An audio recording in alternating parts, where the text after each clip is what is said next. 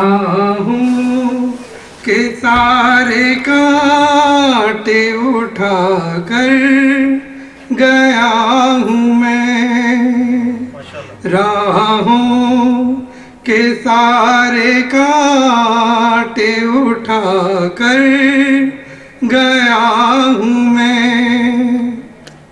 بجھتے ہوئے چراغ جلا کر گیا ہوں میں، کیوں کر نہ فخر خلد بنے کربلا کی خاک، کیوں کر نہ فخر خلد بنے کربلا کی خاک، اپنے جگر کا خون ملا کر گیا ہوں میں، اپنے جگر کا خون بہا کر گیا ہوں میں، بجھتے ہوئے چراغ جلا کر گیا ہوں میں، کم سن ہوں شیر خوار ہوں کم عمر ہوں مگر، کم سن ہوں شیر خوار ہوں کم عمر ہوں مگر، کتنے بہادروں کو ہرا کر گیا ہوں میں، کتنے بہادروں کو ہرا کر گیا ہوں میں، کم سن ہوں شیر خوار ہوں کم عمر ہوں مگر، کم سن ہوں شیر خوار ہوں کم عمر ہوں مگر، کتنے بہادروں کو ہرا کر گیا ہوں میں، بجھتے ہوئے چراغ جلا کر گیا ہوں میں، اتنا تو عشق مجھ پہ بہائے کوئی فصیل، اتنا تو عشق مجھ پہ بہائے کوئی فصیل، جتنا بدن کا خون بہا کر گیا ہوں میں، جتنا بدن کا خون بہا کر گیا ہوں میں،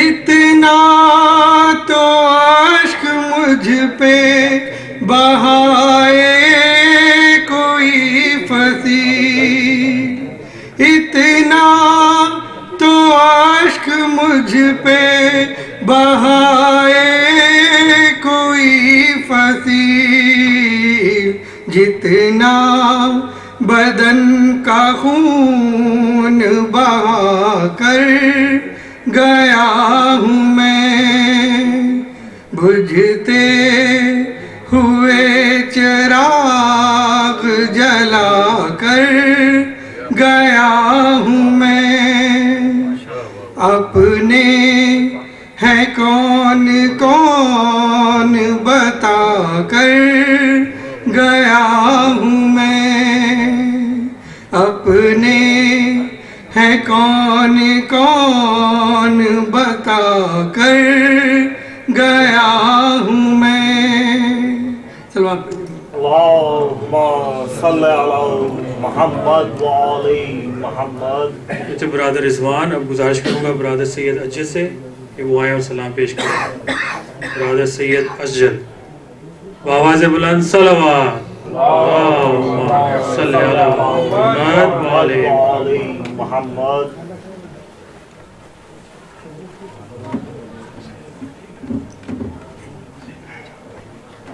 صلوات. اللہم صلی علی محمد وعلی محمد. جہاں میں جیسے کوئی مثل حیدر ہو نہیں سکتا. جہاں میں جیسے کوئی مثل حیدر ہو نہیں سکتا. میرے غازی سا دنیا میں برادر ہو نہیں سکتا. وفا جس کے در اقدس پہ سجدہ ریز ہو ہر پل. وفا جس کے در اقدس پہ سجدہ ریز ہو ہر پل. میں اس کو با وفا لکھ کر تو کمتر ہو نہیں سکتا. میں اس کو با وفا لکھ کر تو کمتر ہو نہیں سکتا.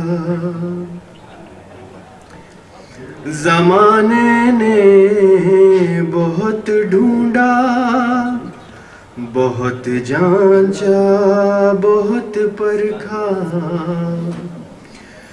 زمانے نے بہت ڈھونڈا، بہت جانچا، بہت پرکھا. علمدار حسینی سا دلاور ہو نہیں سکتا.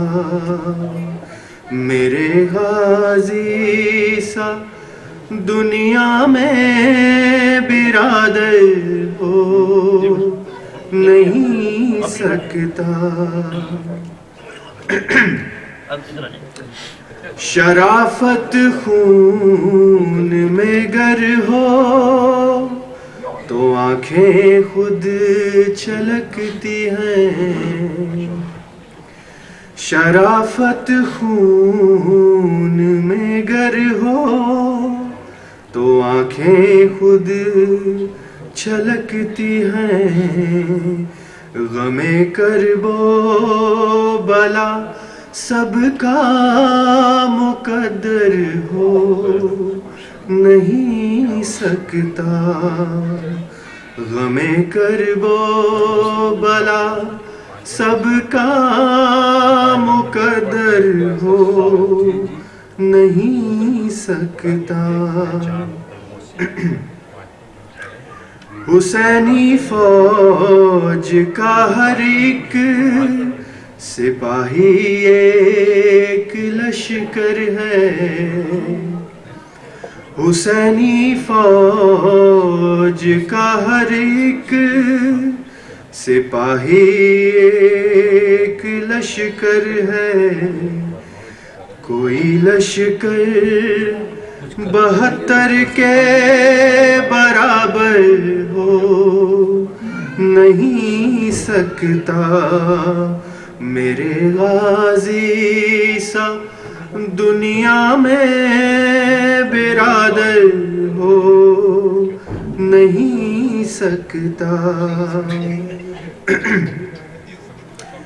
علم عباس کا تھا میں مجھے آنسو بہانے دو، علم عباس کا تھا میں، مجھے آنسو بہانے دو، خطاؤں کا ازالہ اس سے بہتر ہو نہیں سکتا، جہاں میں جیسے کوئی مثل حیدر ہو نہیں سکتا، میرے غازی سا دنیا میں برادر ہو نہیں سکتا۔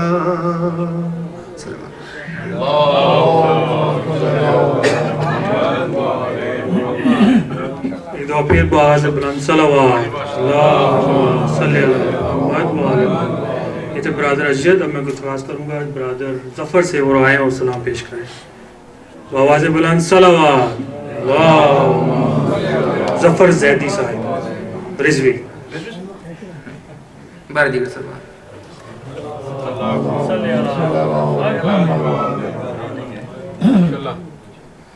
آج بھی ہے الکما کے لب پہ یہ نوحہ حسین، آج بھی ہے الکما کے لب پہ یہ نوحہ حسین، قتل پیاسے ہو گئے ہیں لب دریا حسین، آج بھی ہے الکما کے لب پہ یہ نوحہ حسین، گاڑ کے پانی پہ پرچم حضرت عباس نے، گاڑ کے پانی پہ پرچم حضرت عباس نے، نام تیرا اپنے خون سے لکھ کے دکھلایا حسین، سر پٹکتی رہ گئی ماں جو کہ بیتابی، مگر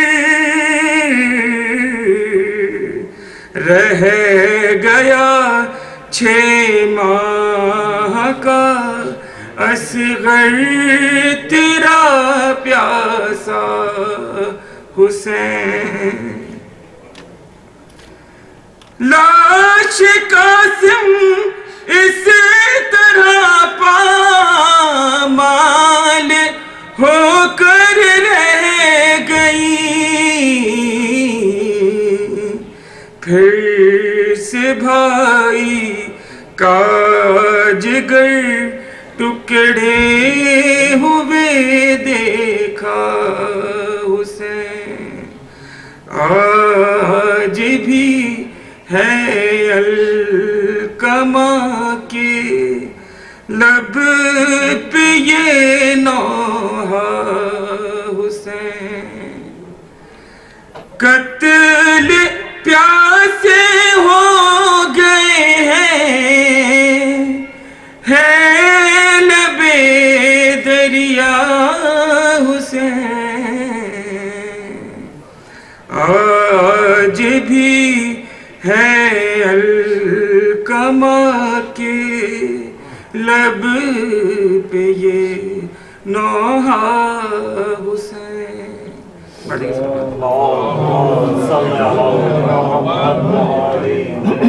قتل پیاسے ہو گئے حسین دریا پہ.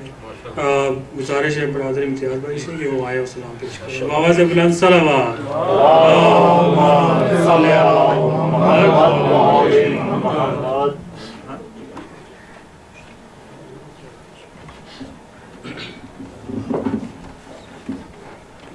صلوات پڑھیے.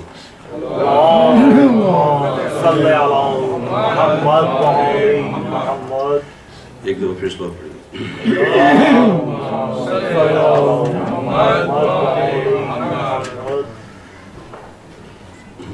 بارے دیگر صلوات.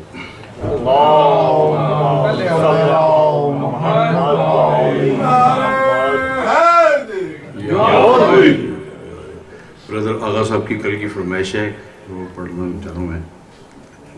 بس کی تھی. لا الہ الا اللہ محمد رسول اللہ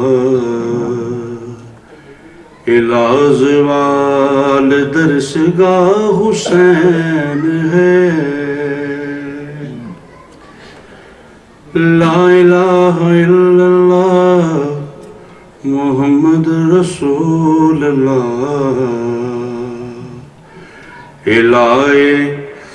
الازوال درسگاہ حسین ہے. نہ جس کی کوئی مثال ہے نہ جس کی کوئی نظیر ہے وہ بے مثال شہنشاہ حسین ہے. لا الہ الا اللہ محمد رسول اللہ الازوال درسگاہ حسین ہے. صلوات پڑھیے.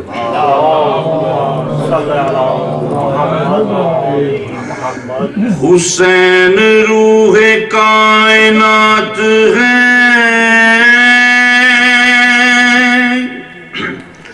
حسین فخر معجزات ہے.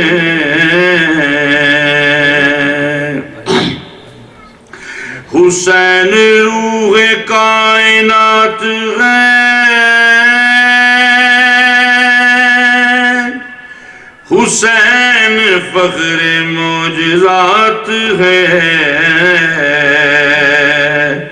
خدا نے جس کو مرحبا نفس مطمئن کہا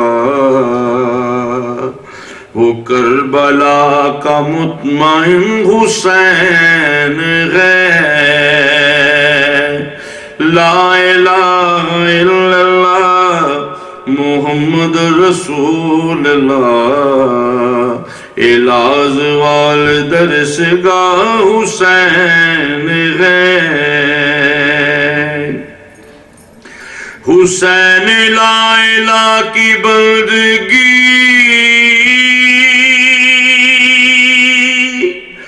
حسین انبیاء کی زندگی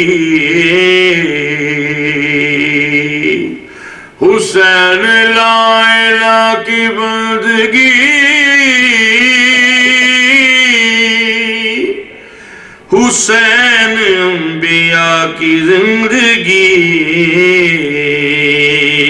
لا الہ سے پوچھ لو کہ سارے کائنات میں صرف بنا لا الہ حسین ہے. لا الہ الا اللہ محمد رسول اللہ الازوال درسگاہ حسین ہے. صلوات پڑھیے گا.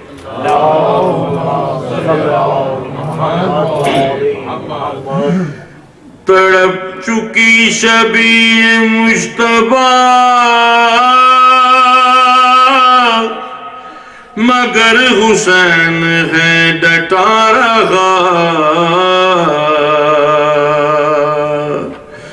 تڑپ چکی شبیہ مجتبیٰ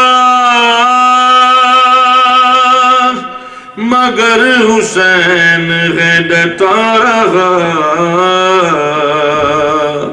پدر جوان کی لاش پر کھڑا رہا یہ معجزن یہ وہی معجزہ حسین ہے لا الہ الا اللہ محمد رسول اللہ علاج وال درسگاہ حسین ہے اپنے ہوں کا حسن ملا کفن ہے جس کا خاک کربلا اپنے خون کا غسل ملا کفن ہے جس کا خاک کربلا دفن بین کر سکی یہ دھوپ میں پڑا رہا یہ وہ غریب کربلا حسین ہے لا الہ الا اللہ محمد رسول اللہ علاج وال درسگاہ حسین ہے چلو آپ پڑھیے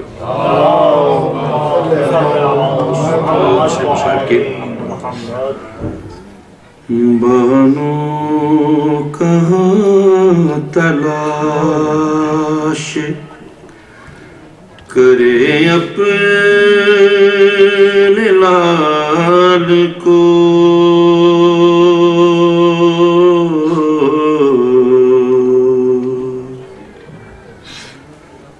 جنگل میں مار ڈالا ہے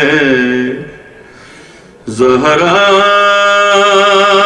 کی آل کو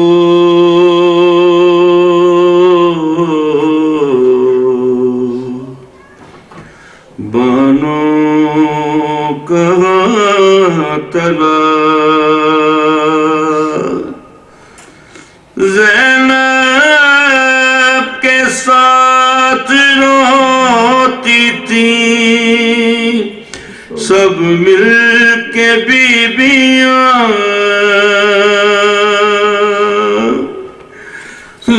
زینب کے ساتھ روتی تھی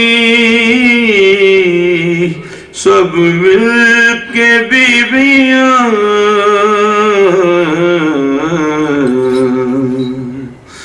جب دیکھتی تھی روز وہ وقت زوال کو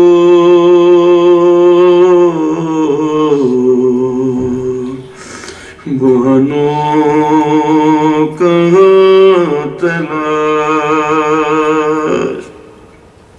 شبیر دل کو تھام کے غش کھا کے گر پڑے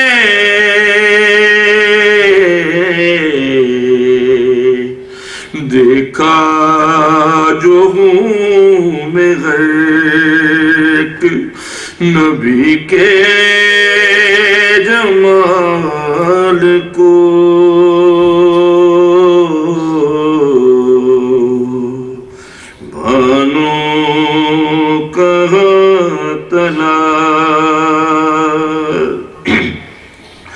شبیر میرے پاس ہے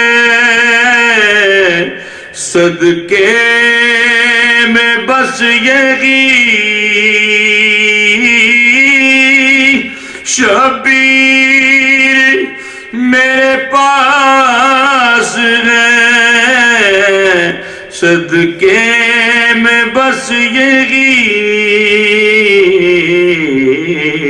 جھولے سے لا کے دے دیا بانوں نے لال کو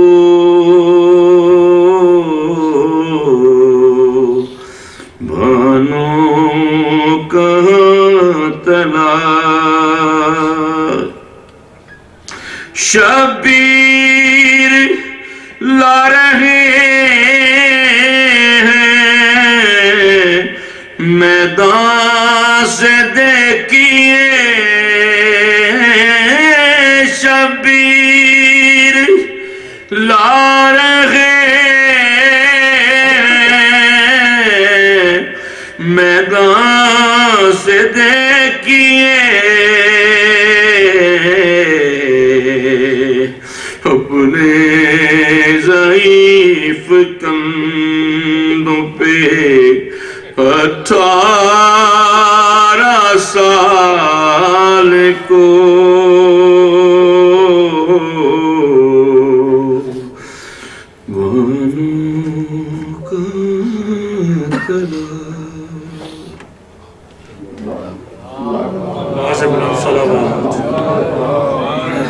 بانو کہاں تلاش کرو جنگل میں مار ڈالا علیہ رسول کو. یہ برادر امتیاز جمال گزارش ہے برادر بابر مہدی صاحب سے کہ وہ آئے اور سلام پیش کرے. مومنی سے گزارش ہے کہ پلیز آگے آ جائیں, کافی جگہ خالی ہے یہاں پہ, پلیز یہاں پہ آگے آ جائیے تاکہ مجلس کا ماحول بن جائے. شکریہ.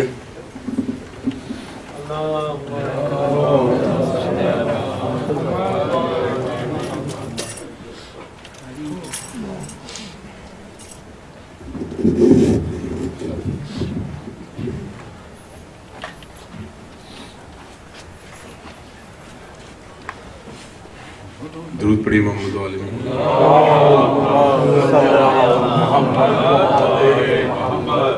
دو یا تین شعر فضائل کے اور یقیناً سوز آج پڑھا جائے گا, کیونکہ ٹائم کا خیال تو ہو نہیں رہا تو مجھے کرنا پڑتا ہے, مگر آج میں بھی اس حساب میں کھڑا ہو رہا ہوں. درود پڑھی محمد و آل محمد. ایک بار پھر درود پڑھیے.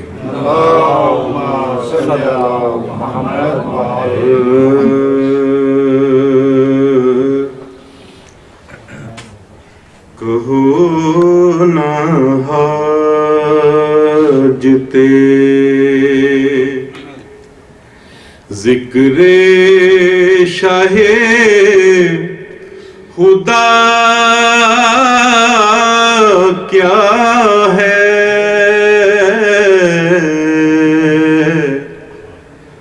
کہو نہ حاجتے ذکر شاہ خدا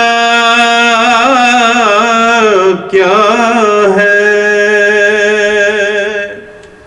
کہو نہ حاجتے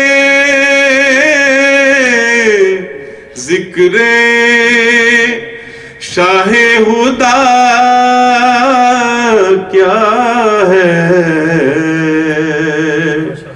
حسین ہی نے تو ثابت کیا خدا کیا ہے,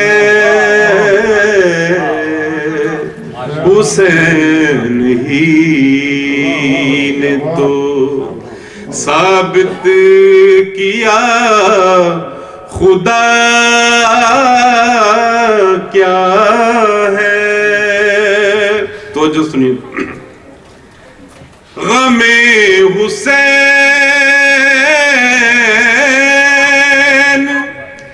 دلوں کا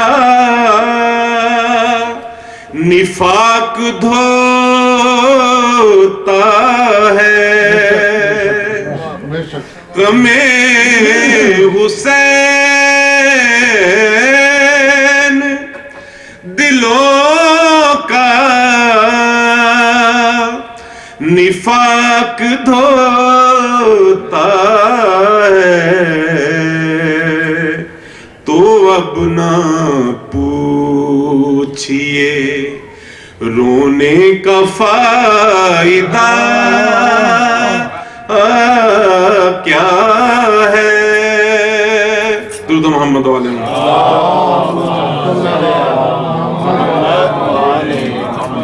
بقائے دین کی ضمانت ہے فاطمہ کا پسر بقائے دین کی ضمانت ہے فاطمہ کا پسر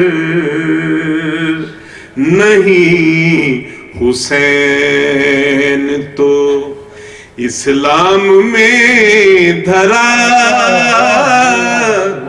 کیا ہے نہیں حسین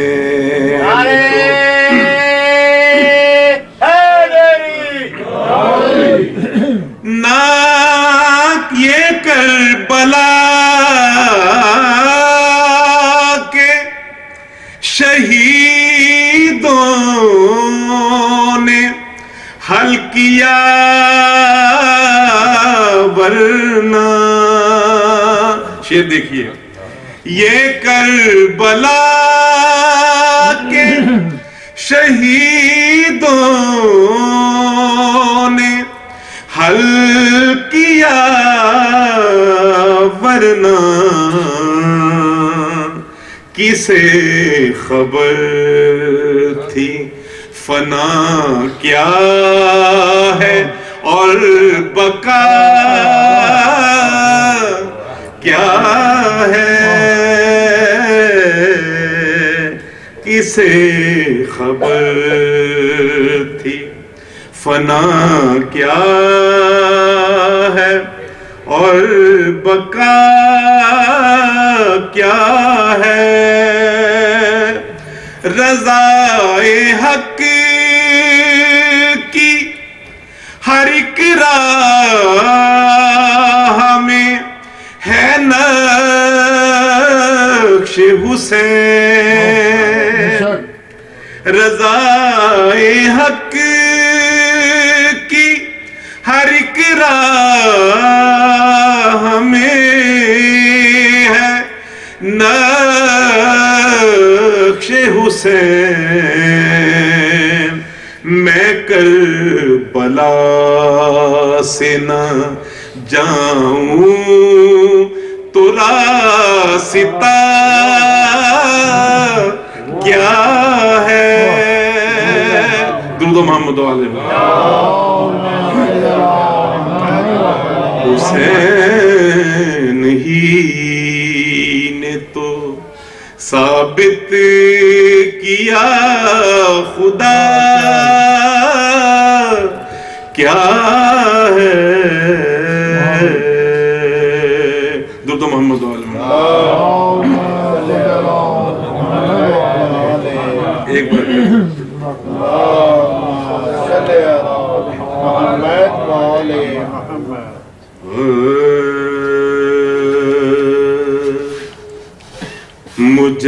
مجرئی شہ نے کہا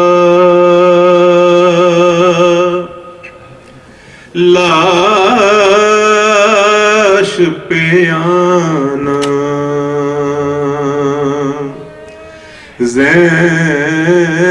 زینب مجرئی شہ نے کہا لاش پہ آنا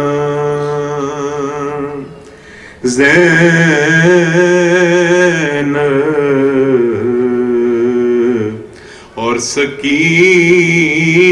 کو ذرا ساتھ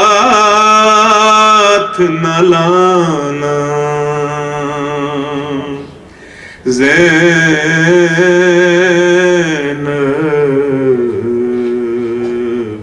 مجرئی شہ نے کہا گر مجھے یاد کرے شام کو اور ضد بھی کرے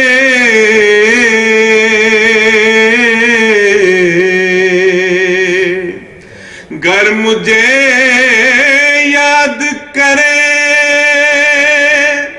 شام کو اور ضد بھی کرے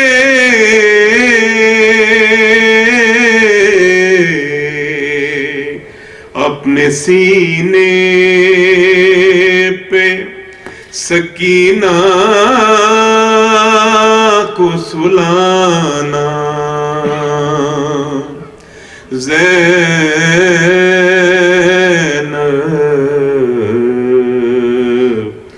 مجرعی شہ نے کہا شمر چھاتی پہ چڑھے ذبح کرے جب مجھ کو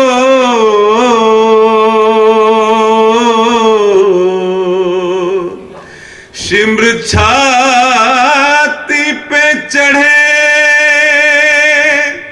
ذبح کرے جب مجھ کو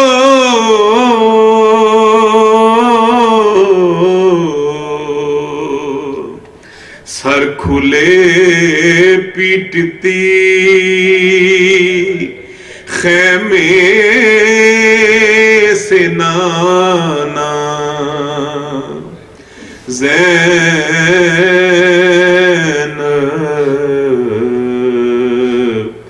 مجرعی شہ نے کہا اشکیا چھین کے لے جائیں اگر سر سے ردا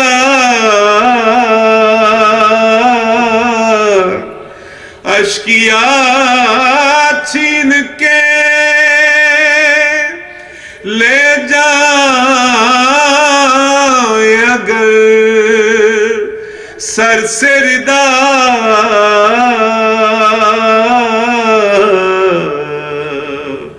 سر کے بالوں ہی سے منہ اپنا چھپانا زینب مجرعی شہ نے کہا ہند آوے تمہیں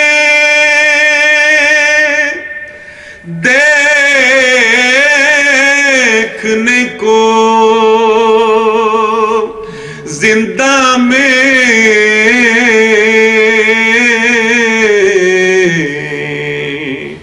تم کو بابا کی قسم نہ دکھانا زینب اور سکینہ کو ذرا ساتھ نہ لانا زینب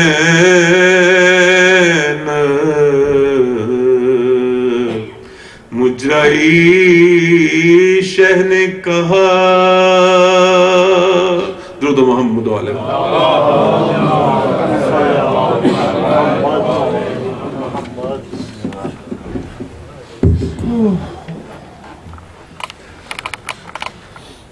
آواز بلند صلوات صلی علی محمد وآل چند محمد. مجالس کے اعلانات ہیں. کل ہفتے اور اتوار کو 5:30 بجے لیڈیز مجلس ہوگی اسی امام بارگاہ میں. مومنات سے شرکت کی اپیل ہے.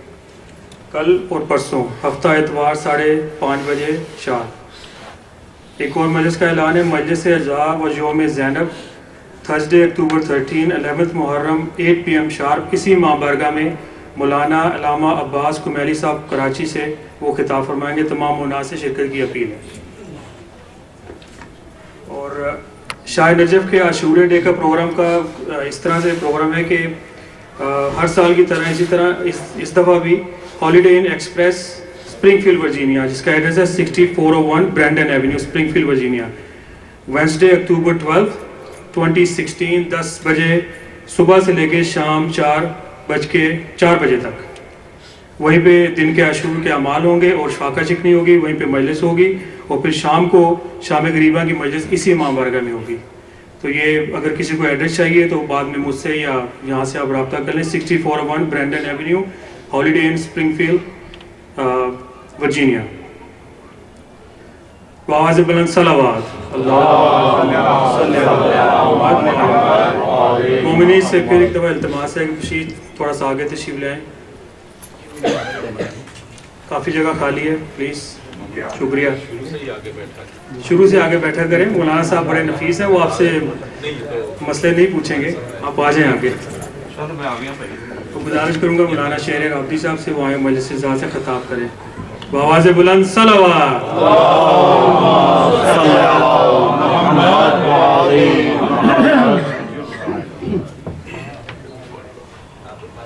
نعرہ حیدری حیدری حیدری حسینیت حسینیت جزیریت جزیریت پنج تری سوا لکھ نعرہ حیدری.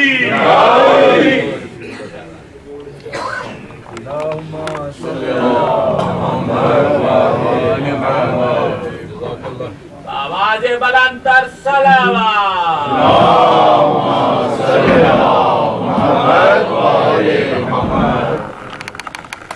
بسم اللہ الرحمن الرحیم. الحمد للہ الذی هو الاول والآخر والظاہر والباطن والصلاة والسلام على أشرف الأنبياء والمرسلين سيدنا ومولانا ومقتدانا أبي القاسم محمد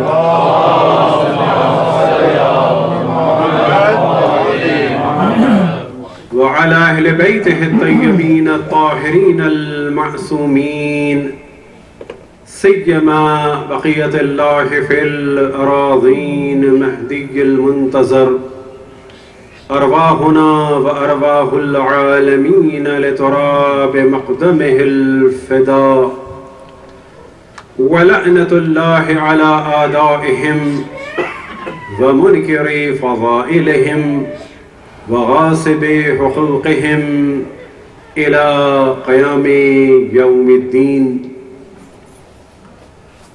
وقال الله تعالى وهو أصدق القائلين قل لا أسألكم عليه أجرا إلا المودة في القربى صلوات.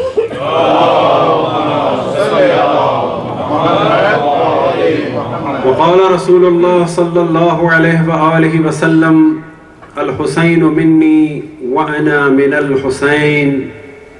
وقال الإمام الحسين عليه الصلاة والسلام إني لم أخرج أشرا ولا بترا ولا مفسدا ولا ظالما إنما خرجت لطلب إصلاح في أمة جدي رسول الله أريد أن آمر بالمعروف وأنهى عن المنكر وأصير بسيرة جدي رسول الله وأبي علي بن أبي طالب صلوات. اللهم صل على محمد وعلى محمد.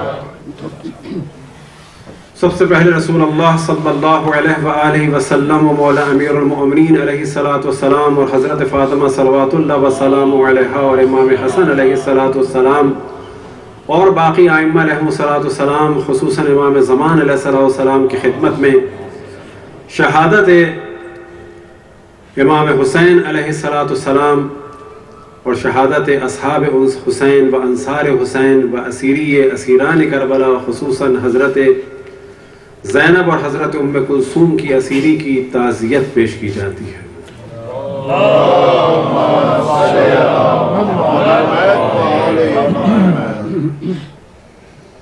جب امام حسین علیہ السلام مدینے سے نکلے تو اپنا وصیت نامہ اپنے بھائی جناب محمد ابن علی جو مشہور ہیں محمد حنفیہ کے نام سے اور محمد اکبر کے نام سے ان کے سپرد کیا، اور مدینے سے نکلنے کے ہدف اور سبب اور خود اپنے قیام کے ہدف کی جانب توجہ دلائی اور ارشاد فرمایا کہ میں اکڑ، تکبر، فساد یا ظلم کے لیے مدینے سے نہیں نکلا، میں صرف اور صرف اپنے جد رسول اللہ کی امت کی اصلاح کے لیے نکلا ہوں۔ میں چاہتا ہوں کہ امر بالمعروف کروں اور نہیں عن المنکر کروں، اور اپنے جد رسول اللہ اور اپنے والد علی ابن ابی طالب کی سیرت پر عمل کروں۔ صلوات پڑھیں محمد۔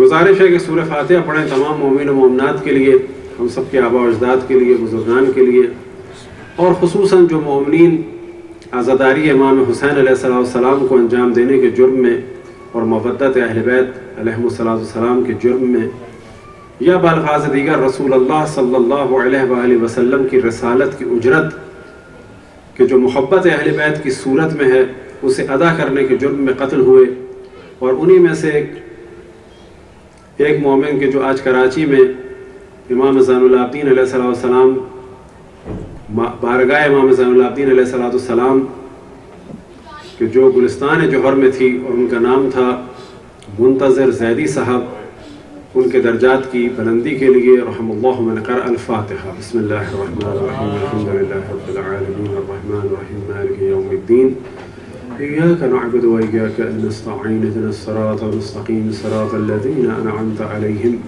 غیر المغضوب علیہم ولا الضالین۔ اور ساتھ ہی گزارش ہے کہ تمام مومنین اور مومنات کی مشکلات کے حل کے لیے اور جتنے مومنین پریشان ہیں ان کی پریشانیوں سے رہائی کے لیے، جو بیمار ہیں ان کی شفایابی کے لیے، اور خصوصاً انہی شہید کے فرزند کہ جو اس حملے میں شدید زخمی ہوئے اور اس وقت بھی ان کی کرٹیکل پوزیشن ہے، ان کے اور تمام مومنین کی شفایابی کے لیے بر محمد وآل محمد صلی اللہ علیہ وسلم۔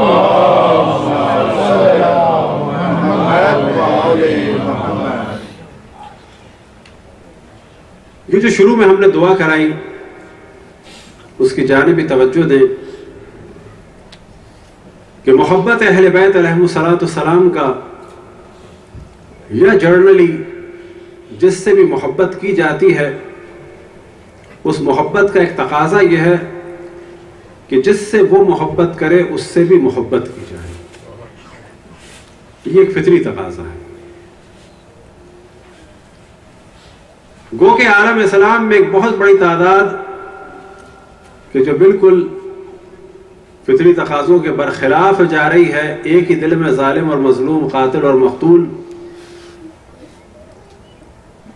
کی محبت کا دعویٰ کرتے ہیں، لیکن حقیقت یہ ہے کہ جس سے محبت کی جاتی ہے اس کے دشمنوں سے نفرت کی جاتی ہے، اور جس سے محبت کی جاتی ہے اس کے دوستوں سے محبت ہو جاتی ہے۔ اور حق اہل بیت یہ ہے کہ جو اہل بیت سے منسوب ہیں ہم خود بخود ان سے محبت کریں، اور کم سے کم جو ایک محبت کا جلوہ نظر آ سکتا ہے وہ یہ کہ جب بھی جہاں بھی جو بھی آپ کو مومن کسی بھی پریشانی میں مبتلا نظر آئے، اگر اس کے پرابلم کو سولو کیا جا سکتا ہو، پریکٹیکلی پاسبل ہو تو سولو کریں، اور اگر وہ اختیار میں نہ ہو سولو کرنا، کسی کا اکنومیکل پرابلم ہے، ظاہر ہے وہ ہم نہیں کر سکتے، فرض کریں بڑی مقدار میں، تو کیا کیا جائے؟ کم سے کم یہ کہ اس کے لیے دعا کی جائے۔ اب یہ ذہن میں رکھیں کہ اگر کسی کے لیے بھی دعا کریں گے اور ذہن میں یہ ہو کہ کیونکہ یہ اہل بیت سے محبت کرتا ہے بس میں کچھ نہیں کر سکتا تو کم سے کم دعا تو کروں،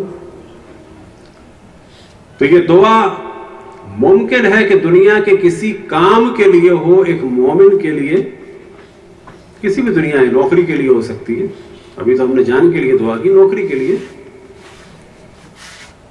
لیکن یاد رکھیں کہ اس نوکری کی دعا کو بھی کہا جائے گا کہ یہ مودت اہل بیت کا ایک جلوہ ہے، وہ کہ تعلق اس کا بظاہر کس سے ہے؟ مال سے، دنیا سے، مادیات سے، لیکن کہا جائے گا کہ یہ مادیات کے لیے دعا، دنیا کے لیے دعا، نوکری کے لیے دعا کیوں کر رہے ہیں؟ کہ اس مومن کی مشکل حل، اس مومن کے لیے کیوں دعا کر رہے ہیں؟ کیونکہ اس کا تعلق اہل بیت سے ہے۔ بس یہ دعا در حقیقت اہل بیت کی مودت کا ایک جلوہ ہے، اور یہ دعا بھی در حقیقت اجر رسالت کی ایک تفسیر بھی ہے اور ایک مصداق بھی ہے۔ صلوات پڑھیں پر محمد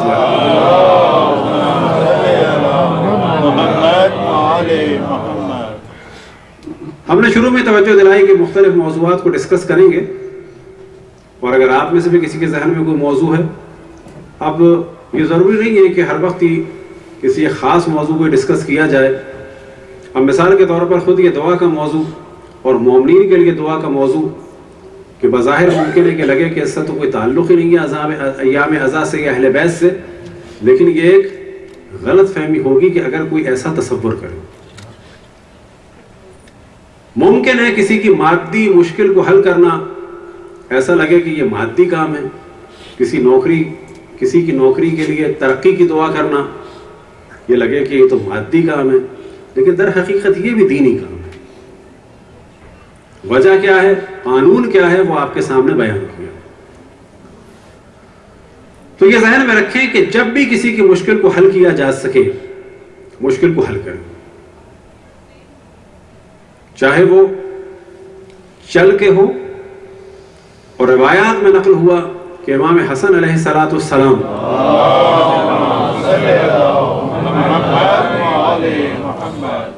اعتکاف میں مصروف تھے، اور کسی نے آ کر اپنی حاجت بیان کی تو امام نے اعتکاف کو ترک کیا۔ اب یہ بھی ذہن میں رکھیں کہ اعتکاف کچھ شرائط ایسی ہے کہ ترک کیا جا سکتا ہے، اور کچھ حالات و واقعات میں ترک نہیں کیا جا سکتا، وہ ایک بالکل الگ موضوع۔ فقط اتنا ہم نے اشارہ دے دیا، کیونکہ بعض دفعہ ممکن ہے کوئی کہے کہ جی ہم نے تو سنا ہے کہ اعتکاف کو ترک نہیں کیا جا سکتا، تو بعض جگہ کیا جا سکتا ہے، اور جب امام حسن علیہ السلام نے ترک کیا تو ظاہر ہے وہ اسی جگہ کیا ہوگا جہاں اس کو چھوڑا جا سکتا ہے۔ اور بعد میں جب اس مومن نے کہا یا کسی اور نے کہا کہ آپ تو اعتکاف میں تھے، تو آپ نے فرمایا کہ یہ عبادت اس سے بڑی ہے۔ اور ائمہ کی جب سیرت کو دیکھا جائے، اور جب ہم دعویٰ کرتے ہیں کہ ان کی ذات ہمارے لیے رول ماڈل ہے، یعنی اسوہ حسنہ، تو وہ فقط نماز اور روزے میں نہیں ہے، وہ اس جگہ ہے۔ پس فرض کریں کہ آپ کی عادت یہ ہو کہ آپ طویل نماز پڑھتے ہیں تعقیبات کے ساتھ، اور اسی دوران ایک مومن کی حاجت بھی آپ سے وابستہ ہے،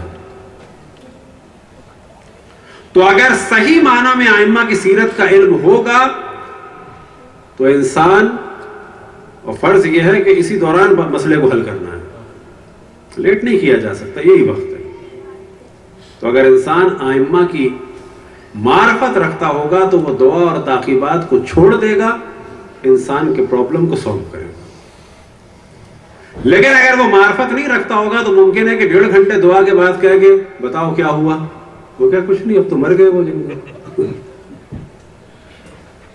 آپ کی گاڑی چاہیے تھی وہ تو مر گئے، یا آپ کی گاڑی چاہیے تھی وہ تو فرض کرے کہ جی دے دیا ہم نے $100۔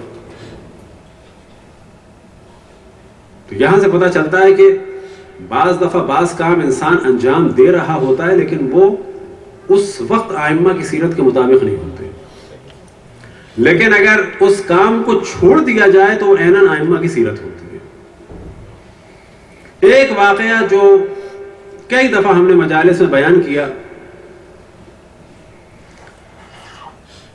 اور اس مومن کے لیے اتنا ہی کافی ہے، شاید ہم نے کم سے کم 100 دفعہ تو بیان کیا ہوگا، اور جب بھی اس واقعے کو بیان کیا تو اس نیت سے کہ اگر وہ زندہ ہے تو اللہ اس کی ساری مشکلات کو حل کرے اور اس کو صحت دے، عافیت دے، اور اگر وہ دنیا سے جا چکا ہے تو اس کے درجات کو بلند سے بلند فرمائے. اس مومن کے درجات کی بلندی کے لیے یا حفاظت کے لیے یا صحت کے لیے بر محمد وآل محمد صلی اللہ علیہ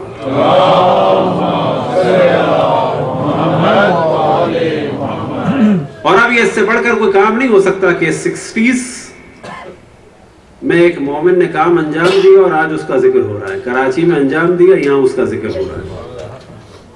ایک اس نے اس وقت 2 یا 3 پیسے کا فون کیا تھا، آج اس کا ذکر ہو رہا ہے. ایک اس نے پین چلایا تھا، آج اس کا ذکر ہو رہا ہے. اور واقعہ یہ ہے کہ ایک مومن پنجاب سے، اور جہاں تک ہمیں یاد ہے اٹک سے کراچی آیا. اب یہ ذہن میں رکھیں کہ بعض دفعہ وسائل نہ ہونے کی وجہ سے انسان کی شخصیت بھی خراب ہو جاتی ہے. تو یہ بھی ذہن میں رکھیں. آپ کے سامنے کبھی کوئی شخص آئے کہ جس کا لباس اچھا نہ ہو تو لباس کو نہ دیکھیں، انسان کو دیکھیں. بعض دفعہ انسان کے پاس جگہ نہیں ہوتی، بعض جگہ انسان کے پاس کپڑے کھو جاتے، کم ہو جاتے، یا یہ کہ کپڑے ہوتے تو ان کو پریس کرنے کا وقت نہیں ہوتا، یا یہ کہ جس کے یہاں ہوتا ہے وہاں پر اتنی گنجائش نہیں ہے کہ صحیح طرح سے رہ سکے. تو معیار ہمارا جو ہے اس کا حلیہ نہیں ہونا چاہیے. ہدف یہ ہونا چاہیے کہ ہم کیا کر سکتے ہیں اس کے حلیے کو اچھا کرنے کے لیے. اس کا حلیہ اچھا تھا، ہم نے احترام کر لیا. اس کا حلیہ خراب تھا تو ہم نے احترام نہیں کیا. ہم نے کیا کیا بالآخر اس کے حلیے کو اچھا کرنے کے لیے. اب ظاہر ہے کہ وہ آیا، پریشان تھا، نوجوان تھا، اور وہ کراچی میں کسی ریفرنس سے ایک مومن کے پاس گیا اپنے سرٹیفکیٹ کو اٹیسٹ کرانے کے لیے. جو اس زمانے میں ایک روش تھی اور ابھی بھی ہے پاکستان میں اور یہاں پر بھی ہے کہ سرٹیفکیٹس کو جو ہے وہ ویریفائی کرایا جاتا ہے. تو وہ گیا. اب اس مومن کا کمال یہ ہے اس آفیسر کا کہ اس نے سائن کر کے دے دیے. کام تو کر دیا اس نے، جو اس کی ڈیمانڈ تھی وہ پوری کر دی، جاؤ خدا حافظ. لیکن کیا جاتا ہے کہ انسان ذرا سی زبان کو حرکت دے دے. سائن کرنے کے بعد اس نے پوچھا کہ میاں یہ آپ کیوں کرا رہے ہیں؟ کہیں جاب کی تلاش ہے؟ تو کہا ہاں کہ میں فلانی جگہ کے لیے جا رہا ہوں اپلائی کرنے کے لیے، تو وہاں مجھے جو ہے یہ کاغذات اپنے جمع کرانے ہیں. سادہ سا سوال، سادہ سا جواب. یا یہ آدمی پرابلم سولو کر سکتا تھا یا یہ آدمی نہیں کر سکتا تھا. لیکن اگر نیت ہے پرابلم کو سولو کرنے کی تو ثواب ملے گا. فرض کریں کہ اس آدمی کی نیت تھی کہ شاید میں اس کی نوکری کرا سکوں، تو اس کو نوکری کرانے کا ثواب مل گیا. اب اس آدمی نے سوال کیا، اس نوجوان نے جواب دیا، اور اتفاق ایسا تھا کہ جس جگہ اس کو اپلائی کرنا تھا وہاں کا جو بھی بڑا آدمی تھا وہ ان کا دوست تھا. اس نے کہا کہ آپ ابھی جائیے، میں فون کرتا ہوں. اور یہ جوان اب جیسے تیسے گیا، پیدل یا ٹیکسی سے یا بس سے یا رکشے سے بالآخر، اور بقول اس کے کہ میرا حلیہ صحیح نہیں تھا. اور یہ ہوتا ہے سب کچھ. وہ کہتا ہے جب میں وہاں گیا تو پیون میرے نام کی آوازیں لگا رہا تھا کہ کوئی اس نام کے صاحب آئیں، اس نام کے صاحب آئیں. نتیجہ یہ ہوا کہ ان کی نوکری ہو گئی. اب آپ اندازہ لگائیں کہ یہ 65 یا 6 یا 70 یا 65 یا 6 یا 69 یا 68 جب کا بھی واقعہ ہے، اس نوجوان کے ماں باپ نے جو سکون کا سانس لیا، پھر جو اس کی ڈھنگ کی جگہ شادی ہوئی، پھر جو اس کی بیوی کا علاج ہوا، یا اس نے کھایا یا اس نے پیا، یا جو اس نے سکون کا سانس لیا، یا جو اس اچھی نوکری کی وجہ سے گھر کا ماحول اچھا رہا، پھر جو اس کے بچے ہوئے، جو انہوں نے پڑھائی کی، جو انہوں نے لکھائی کی، جو انہوں نے کھایا، جو انہوں نے ٹھنڈا پانی پیا، جو انہوں نے سکون کا سانس لیا، جو انہوں نے سکون کی نیند لی، وہ جو رات کو پنکھے کے نیچے سوئے، وہ جو سردی میں انہیں کمبل نصیب ہوا، پھر اسی کی وجہ سے ان کے بچوں نے اچھی پڑھائی کی، ان کا مستقبل اچھا ہوا، ان کی بچیوں کے اچھے رشتے آئے. اگر یہ نوکری نہ ہوتی تو ممکن ہے بچے نہ پڑھتے، اگر یہ نوکری نہ ہوتی تو ممکن ہے لڑکیاں نہ پڑھتی. یہ اس ایک سائن کرنے والے کو آج تک ممکن ہے اور بالکل یقین ہے کہ ثواب مل رہا ہوگا، کیونکہ دیکھا یہ جائے گا کہ آج اس آدمی کی بیٹیوں کی شادیاں اچھی جگہ ہو گئیں. اگر نہ ہوتی، پر اگر نوکری نہ ہوتی تو یہ پریشان ہوتی فرض کر. بس یہ جو شادیاں اچھی جگہ ہوئی، یہ جو لڑکے اچھے پڑھے، یہ کس کی وجہ سے پڑھے؟ نوکری کی وجہ سے. نوکری کس نے دلائی؟ اس مومن نے. فقط کیا سوال کیا؟ کہاں آپ کو اپلائی کرنا ہے، کہاں یہ آپ کو کاغذات جمع کرانے ہیں. اور پھر بیان کروں کہ ابھی بھی ہم نے اس کے لیے سلوات پڑھائی، تو کوشش کریں کہ ہم بھی پریکٹیکل ہوں اور جس کے بھی پرابلم کو سالو کر سکتے ہیں سالو کریں، نہ کہ یہ دیکھتے ہوئے کہ یہ کون ہے، بلکہ یہ دیکھتے ہوئے کہ یہ اہل بیت علیہ الصلوۃ والسلام کا غلام ہے اور ان سے منسوب ہے. صلوات پڑھیں بر محمد والے.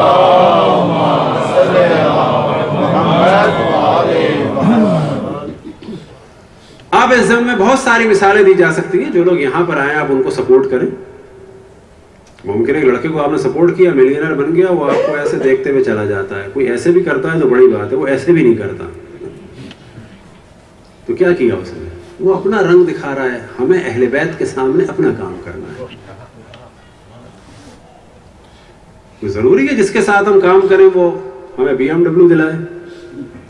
ضروری نہیں ہے. کہ ضروری ہے جس کے ہم پرابلم کو سالو کریں وہ ہمیشہ میں سلوٹ مارے؟ اگر ہم نے کیا اللہ رسول اور ائمہ کے لیے تو پھر وہ جو اپنا رنگ دکھائے وہ جانے، اللہ جانے. ہمیں یہ ہونا چاہیے یار ہماری وجہ سے بس یہ کام ہو گیا، اس کی ماں تو سکون سے ہوگی نا، اس کا باپ تو سکون سے ہے. پھر آپ کو پتا چلا کہ جی اس کی بچوں کی انشورنس اچھی ہے، ہاری بیماری میں اچھے ہیں، گھر میں رہ رہے ہیں. اب اس کا جو ایٹیٹیوڈ ہے آپ سوچیں بالآخر اللہ نے مجھے یہ توفیق دی کہ یہ آدمی سکون سے ہے. اب یہ اس کا ظرف کہ یہ ہمارے ساتھ کیا کرتا ہے، لیکن ہمیں توقع نہیں ہونی چاہیے. تو یہ ذہن میں رکھیں کہ جس کا پرابلم سالو کیا جا سکے. اور جب کہا جاتا ہے ثواب جاریہ، اور جب کہا جاتا ہے خیرات، خیرات کے معنی ہے کار خیر، ضروری نہیں مال دیا جائے. تو وہ سارے وہ پرابلم کے جو مومنین کے آپ سالو کر سکتے ہیں.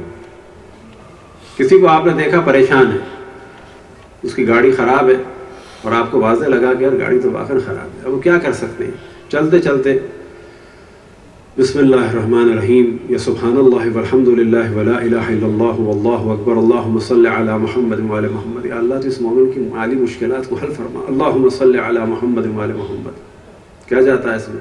لیکن بعض میں دل میں آتا ہے اگر دعا قبول ہو گئی اور ایک ٹیچر گاڑی سے مرسیڈیز آ گئی تو کیا ہوگا؟ دھک دھک دل ہو رہا ہوتا. اس کے معنی کیا ہے؟ کہ ابھی کسی کے پاس مال نہیں آیا ہے، ہمیں حسد ہو رہا ہے. بعض دفعہ دیکھنے میں آیا ہے چلے جی کسی کی اپنی بیٹی ہو تو دل دھک دھک بھی کرے کہ یہ رشتہ میرے ہی آ جائے، لیکن پتہ چلا اپنی آل اولاد بھی نہیں ہے یا سب کی شادیاں ہو گئی ہیں، خالی بیٹے، رشتہ کسی لڑکے کا آیا ہے لیکن کرا نہیں رہے. کیوں؟ کہ اچھے لڑکے کا اس سے ہم کیوں کرا دیں؟ کیا چلا جائے گا؟ اگر ایک ماں کو سکون کی نیند آ جائے، ایک باپ سکون کا سانس لے کے جو ہے ہمارا تصور کرے تو یہ سکون کا سانس ہمارے ہر پرابلم کو سالو کر دے گا. بالآخر اس لڑکے کی شادی کہیں تو ہونی، ہم نے یہاں کرا دی، لیکن دل میں کیا ہوتا ہے اپنے رشتے دار سے کیوں کرائیں؟ اس لڑکی کی ماں جو ہے وہ ایسے نخرے جھاڑتی تھی، ہم کیوں کرائیں اس کو؟ لیکن اگر تصور یہ ہو کہ ہم انسان کے پرابلم کو سالو کر دیں، اور ہم یہ بھول جاتے ہیں جب سالو کرتے ہیں تو در حقیقت اپنے ہزاروں پرابلم کو سالو کرتے ہیں. اس کا ایک کرتے ہیں، اپنے ہزار کرتے ہیں. اس کے لیے ایک دعا کرتے ہیں. روایتوں میں نقل ہوا کہ خداوند تبارک و تعالی ملائکہ خلق کرتا ہے کہ جب کوئی کسی کے لیے دعا کرتا ہے تو خداوند تبارک و تعالی ملائکہ خلق کرتا ہے جو اس کے لیے دعا کرتے ہیں.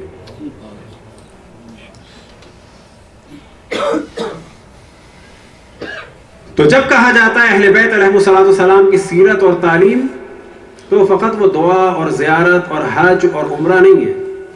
ایک اہم ترین چیز ہے انسانوں کے ساتھ رحمت کے ساتھ ملنا، جو اہل بیت علیہ الصلوۃ والسلام کا اہم ترین جلوہ ہے.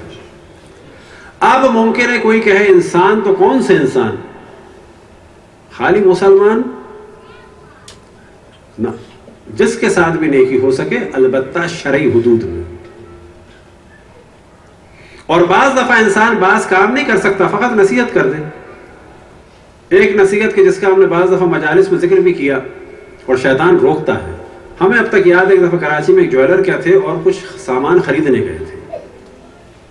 اسی دوران ایک خاتون کے جو لگ رہا تھا کہ جی کوئی اچھے حالات اس کے نہیں ہیں، نارمل قسم کی خاتون، اور وہ اپنے کچھ ٹاپس یا بندے بیچنے آئی تھی.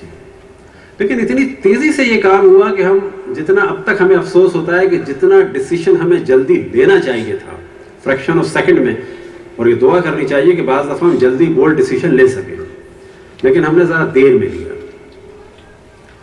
اب وہ خاتون آئی، ہمیں توجہ نہیں ہوئی، ایک دم سے اس نے کچھ بندے رکھے، ہم اپنے کچھ اور کاموں میں لگے ہوئے تھے، پھر ایک دم سے آدمی نے منع کر دیا، تو کافی ہمارے پاس ٹائم کم تھا.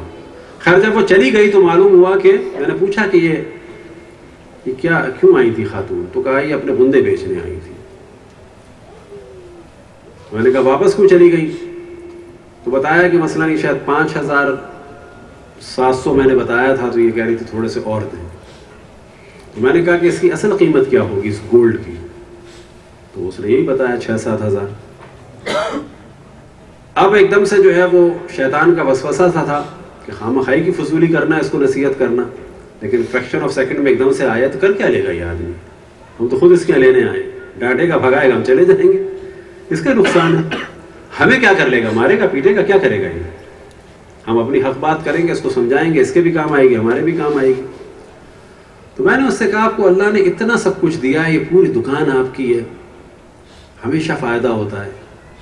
آپ اس قسم کی خواتین کے لیے یہی سوچ لیا کریں کہ آج آپ فائدہ نہ کمائیں، جتنے کا ہے اتنا دے دیں.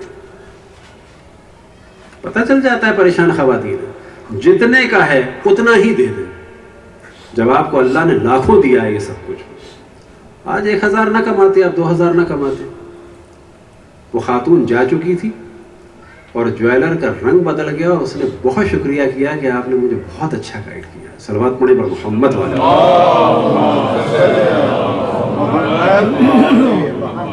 تو یہ ذہن میں رکھیں کہ جہاں بھی نیکی کا امکان ہو اور سمجھانے کا امکان ہو کر دیں.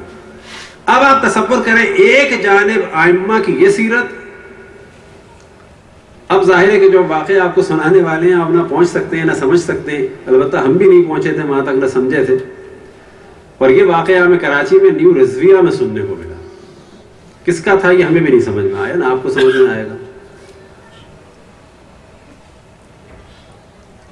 کہ وہاں پرانے پلاٹ کے جو 1970 اور 71 کے تھے، اب اس کے بعد کچھ لوگوں نے نکلوائی فائل، 10-10 ہزار کے پلاٹ آج میں ہو گئے 1000 گز کا پلاٹ تقریباً 2 کروڑ کا، جو 10 اور 20 ہزار کے تھے 30 ہزار کے مثلا، وہ بھی قسطوں میں. اب کچھ افراد کے جو اپنی خام خیالی میں اپنے آپ کو عزادار اور مومن سمجھتے ہیں،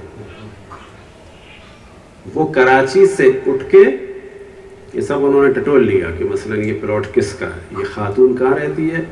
کراچی سے اٹھتا ہے یہ مومن کہ جو دعویٰ کرتا ہے سید ہونے کا، جو دعویٰ کرتا ہے شیعہ ہونے کا، کراچی سے اٹھ کے حیدرآباد جاتا ہے، اور یہ جاننے کے باوجود کہ یہ پلاٹ ایک بیوہ کا ہے، اس کی قیمت 5 لاکھ ہے، یہ جاہل خاتون ہے، اور اس سے کہتا ہے کہ یہ میرے برابر والا میرا ہے، اگر آپ یہ مجھے دے دیں تو یہ 50,000 کا ہے، میں آپ کو 1.5 لاکھ دے دوں گا مومنہ سمجھ کے. مجھے مولا کی عزاداری کے لیے گھر کو بڑا کرنا ہے. کس کو دھوکہ دے رہا ہے؟ امام حسین کو. کس کو دھوکہ دیتا ہے؟ اللہ کو. نہیں سوچا کہ ایک بیوہ کو جو ہے وہ صحیح قیمت دلا دیتا. یہاں ہوتا ہے کہ انسان نقصان. اب یہاں پہ آپ سوال کریں کہ اگر ہم کسی بیوہ کو صحیح گائیڈ کر دیں تو ہم نے کیا نقصان اٹھایا ہے؟ نقصان کون سا؟ نقصان ہوتا ہے جو اپنے پاس سے جاتا ہے. یعنی 3 لاکھ کا پلاٹ جو ہمیں 1 لاکھ کا مل رہا تھا اور ہم نے اس کو گائیڈ کر کے 3 کا بکوا دیا، کہ نقصان ہوا ہمیں؟ نقصان نہیں ہوا. یہ کہا جائے گا جو بیوقوف بنا کے جہنم کمانی تھی وہ نہیں کمائی. لیکن عام طور پہ انسان کیا کہتا ہے؟ یعنی نقصان اٹھا لیا. نقصان نہیں ہے یہ. بلکہ اصل شرافت کا تقاضا یہ ہے کہ انسان کہے کہ اتنا ہے بہن، نقصان نہ اٹھانا، اس کو قطعاً نہ بیچنا، میں تم کو اور سپورٹ کروں گا. اور اب اگر واقعاً کوئی امام حسین کا چاہنے والا ہے، بڑا عزاداری کا چاہنے والا ہے، اپنے پلاٹ کو اگر بڑھانا چاہتا ہے تو وہ کہے دیکھو 3 ہیں، 4 کوئی دے رہا ہو تو بڑا اچھا ہے، اور زیادہ پیسہ ہے تو 5 دو، تو پھر کہو کہ واقعاً میں امام حسین کا ماننے والا ہوں. یہ وہ مثالیں ہم اس وجہ سے دے رہے ہیں کہ زندگی میں چینج آئے. بعض دفعہ مومنین سمجھتے ہیں بیکار باتیں، نا بیکار باتیں نہیں ہیں، یہی بعض کام انسان کو فالج زدہ برباد کر دیتے ہیں، فقیر کر دیتے ہیں، اور یہی بعض کام انسان کو خاک سے اٹھا کر، فرش سے اٹھا کر عرش میں پہنچا دیتے ہیں. یہ ذہن میں رکھیں. تہران کا ایک تاجر تھا. کس چیز کا تاجر؟ پرانے فرش کا تاجر.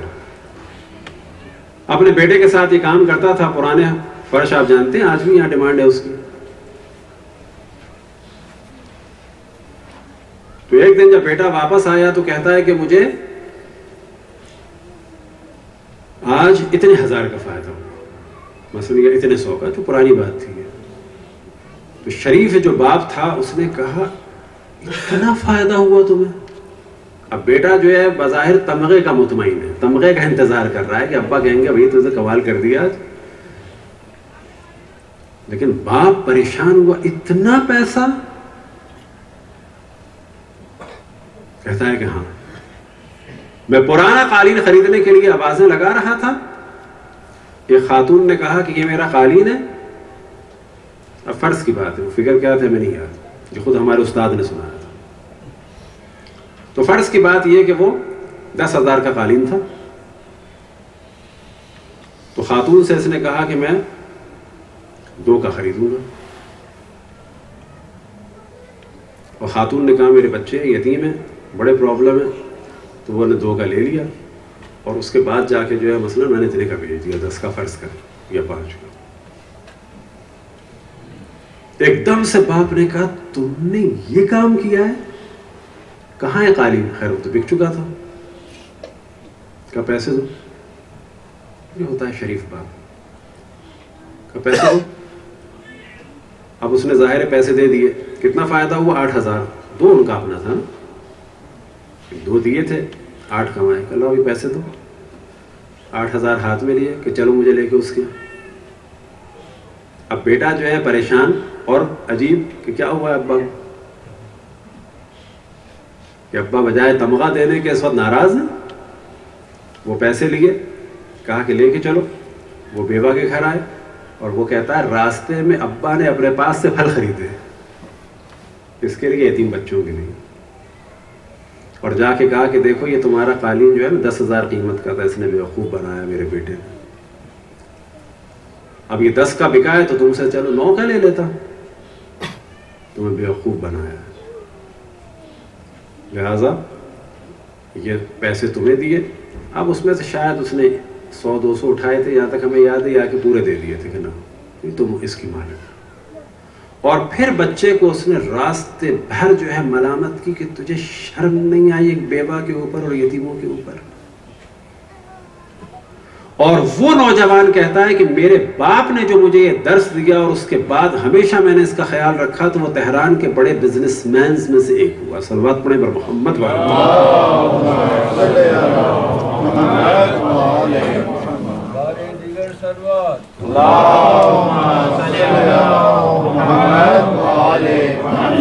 اب یہ ذہن میں رکھیں کہ اگر کسی خاتون کو ہم نے ایسی ڈیلنگ کرا دی تو قطعاً نقصان نہیں اٹھایا بلکہ صحیح گائیڈ کر دیا، یا یہ کہ جو بہت زیادہ آنا تھا ہم نے بہت زیادہ نہیں لیا اور اللہ سے معاملہ کر لیا کہ یا اللہ میں نے آج اس تیری خاطر اس کو زیادہ فائدہ پہنچا دیا، تو مجھے کہیں اور سے زیادہ دے دینا.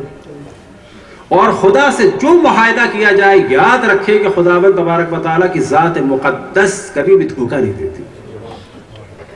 اور ایسی چیز کو کہا جاتا ہے خالص عمل. اب یہ ذہن میں رکھیں کہ اب تک تو بات ہوئی انسانوں کی، کیا واقعاً جانوروں کے ساتھ بھی، لیکن ہاں اس میں بیونڈ دا لمٹ نہیں چلے جانا چاہیے کہ اب آپ جو ہے کوئی اینیمل رائٹ ایسوسی ایشن کھول لیں اور بکرا بھی ذبح نہ ہونے دیں. ہر چیز بیلنس کے ساتھ.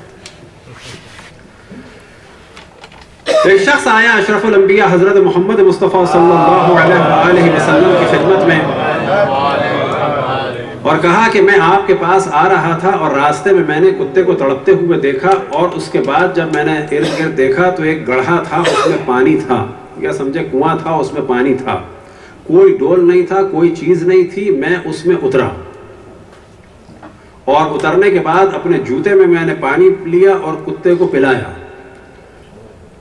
اور کتے کی جان بچ گئی. کیا یہ میں نے کام اچھا کیا؟ تو آپ نے فرمایا لِكُلِّ كَبَدٍ حَرَّاءٍ أَجْرٌ، ہر گرم کلیجے کو ٹھنڈا کرنے کا اجر ہے. یہاں پر اگر دقت کریں کتے کے واقعے کے بعد لفظ ہر آیا ہے، نہ کہ فقط انسان، ہر، یعنی جو بھی مخلوق خدا ہے. اب نہ یہ کہ سانپ کو پالا جائے، نہ یہ کہ بچھو کے ساتھ آپ کریں، بیلنس میں رہا جائے. وہ مخلوقات جو ضرر نہیں پہنچاتی، وہ مخلوقات کہ جو بے ضرر ہیں، وہ مخلوقات کے جن کی جان بچانا صحیح ہے.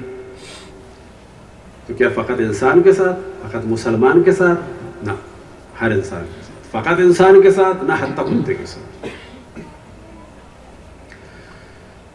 ایک مشہور و معروف آیت اللہ تھے اور ان کا نام تھا حضرت آیت اللہ شفتی، اور ان کی ایک جو وجہ شہرت تھی وہ یہ کہ ان کے پاس مال بہت تھا. اور بعض لوگ یہ کہتے ہیں کہ ہم نے انہیں اصفہان میں اس عالم میں دیکھا کہ جب داخل ہوئے تو اشرفیوں کی تھیلیوں کا اتنا انبار تھا کہ جب داخل ہوئے تو فقط ہمیں وہ انبار نظر آیا، اور اس کے پیچھے جو ہیں آیت اللہ شفتی بیٹھے ہوئے تھے. یعنی یہاں سے ہم داخل ہوئے تو پورا ایک انبار سا ہے، پھر جب آگے گئے تو پتہ چلا وہ بیٹھے ہوئے. کئی تندور فری میں روٹیاں بانٹتے تھے، اور کئی قصاب کی دکانیں تھیں اور کھانے پینے کے تھے جو فری میں کھانا پینا بانٹتے تھے، اور سارا پیسہ آیت اللہ شفتی کا اپنا تھا. اور وہ یہ فرماتے ہیں کہ یہ سب کچھ کہاں سے آیا، اور یہ ایک ڈسکشن ہے، کیا فقط انسانوں کی دعا انسان کو لگتی ہے یا جانور بھی دعا دیتے ہیں اور اللہ قبول کرتا ہے اور انسان کو لگتی ہے؟ آیت اللہ العظمی شفتی فرماتے کہ یہ جو میری زندگی میں ایک تحول آیا، چینج آیا، میں نے ایک مادہ کتے پہ یعنی کتیا پر کہ جس کے بچے تڑپ رہے تھے نیکی کی تھی، اور وہ نیکی یہ تھی کہ کچھ پیسہ مجھے ملا ادھار، اور میں اس وقت طالب علم تھا، اور بعض جگہ یہ بھی بیان ہوا کہ طالب علم تھے لیکن فیملی بھی تھی. اور میں نے جگر خریدا یعنی کلیجی،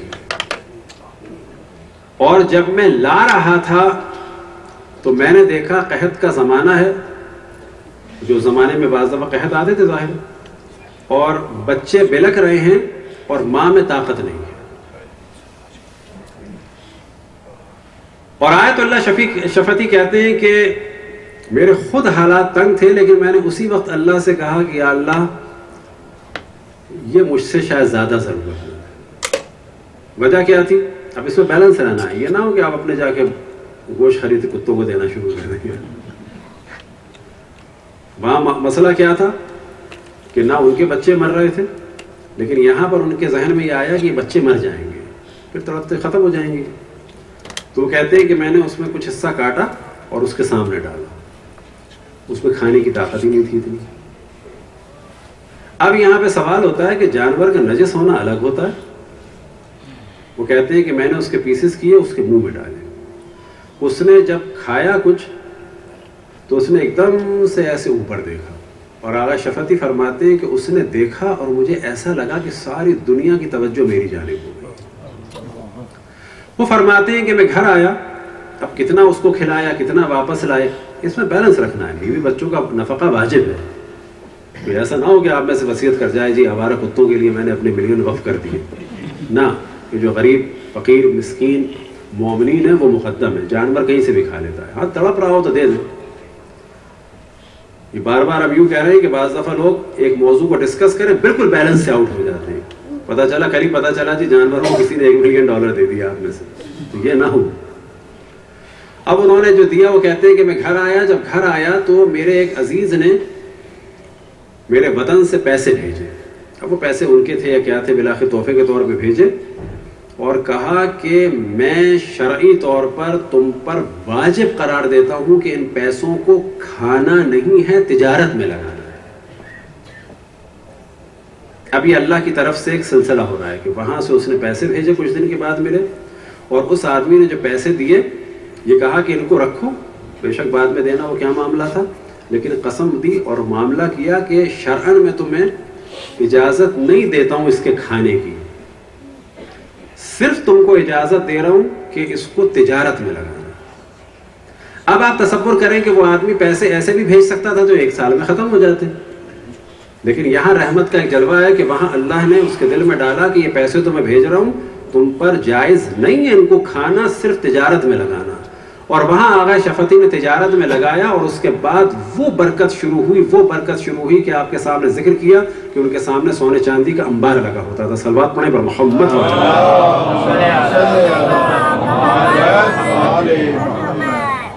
یہ چیز بیان کرنے کا ہدف یہی ہے کہ کم سے کم جو ہماری سوسائٹی ہے ایک دوسرے کے پرابلم کو جتنا سولو کر سکتے ہیں، پریکٹیکلی سولو کریں، اکنومیکلی سولو کریں، وہ اللہ کم سے کم دعا کریں۔ اور اس کے علاوہ کیا کیا جا سکتا ہے، کم سے کم ایک دوسرے کو بتائیں کہ فون کے ذریعے، دوسرے ذریعے سے کہ جی ایک مومن کی مشکل کو آپ حل کر سکتے ہیں تو کر دیں، ایک آدمی کو نوکری دلا سکتے ہیں تو دلا دیں، ایک آدمی کے پرابلم کو سولو کر سکتے ہیں، ایک آدمی کو لون دے سکتے ہیں تو دے دیں، اور سب کچھ ذہن سے نکال دے کہ جو سب سے زیادہ شیطان ورغلاتا ہے کہ اگر یہ مالدار ہو گیا تو کیا ہوگا۔ یہاں پر آپ فوراً شیطان سے کہے میں تو چاہتا ہی ہوں کہ مالدار ہو جائے، پھر شیطان کہے گا پھر یہ تم سے تکبر کرے گا تو کیا ہوگا، کہ میں دعا کرتا ہوں یہ اللہ نہ کرے تکبر کرے، میں چاہتا ہوں کہ یہ بڑا نیک ہو، ملینر بن جائے، دین کی خدمت کرے، پیسہ کمائے گا یہ لگائے گا دین میں، یہ ثواب ملے گا کس کو، اس کو بھی اور مجھ کو بھی۔ صلوات پڑھیں پر محمد۔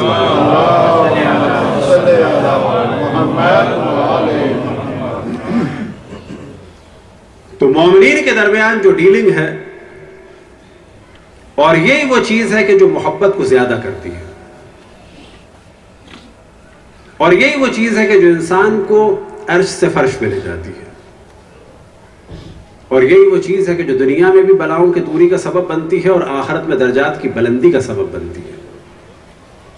اس کے بالکل برخلاف ہے کہ جو لوگ کہتے ہیں کہ ہمیں کسی کی پرواہ نہیں ہے، اور یہ انسان کب کہتا ہے کہ جب اس کے پاس کوئی اتھارٹی ہوتی ہے، اور ہوش میں کب آتا ہے کہ جب اس کی عمر گزر جاتی ہے یا اتھارٹی ہاتھ سے چلی جاتی ہے۔ پہلے VIP سیٹ پہ ہوتا ہے تو بڑا مگن ہوتا ہے، اور جب آ کے کسی لائن میں لگتا ہے تو اس کو احساس ہوتا ہے کہ ارے چلی گئی پاور۔ کل VIP سیٹ پہ ہوتا ہے تو اس کے الگ نقشے ہوتے ہیں۔ آنکھ کب کھلتی ہے، جب ایئرپورٹ پر، یہ جیسے پاکستانی ماحول کی بات ہو رہی ہے، جب ایئرپورٹ پر ٹکٹ نہیں مل رہا ہوتا تو اس کی آنکھ کھلتی ہے، جب میں اتنے پاور میں تھا آج یہ حال ہے۔ البتہ یہ لائنیں ہوں یا نہ ہوں،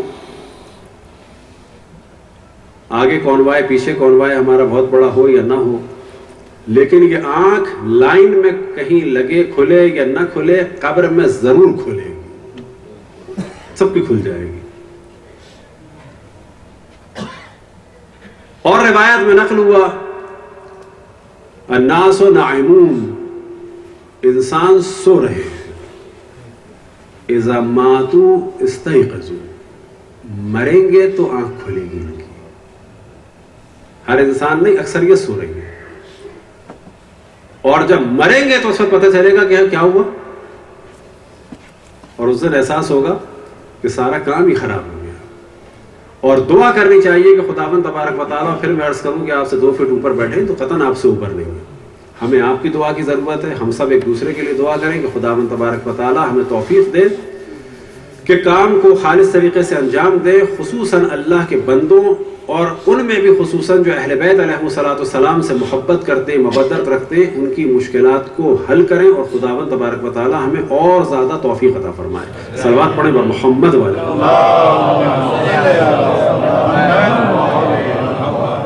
اب جب آپ کام کریں گے تو اس وقت ایک اور پرابلم ہوتا ہے، اور وہ پرابلم بھی پرابلم نہیں ہوتا، در حقیقت وہ مزید رحمت ہوتی ہے۔ اور اس پرابلم کو کیا کہتے ہیں لوگ؟ یار پیچھے پڑ گئے لوگ, ہماری اپنی لائف ہے یا نہیں ہے, لوگوں کے کام کریں, دکان کھولی ہم نے. اور روایتوں میں نقل ہوا اس کیفیت کے لیے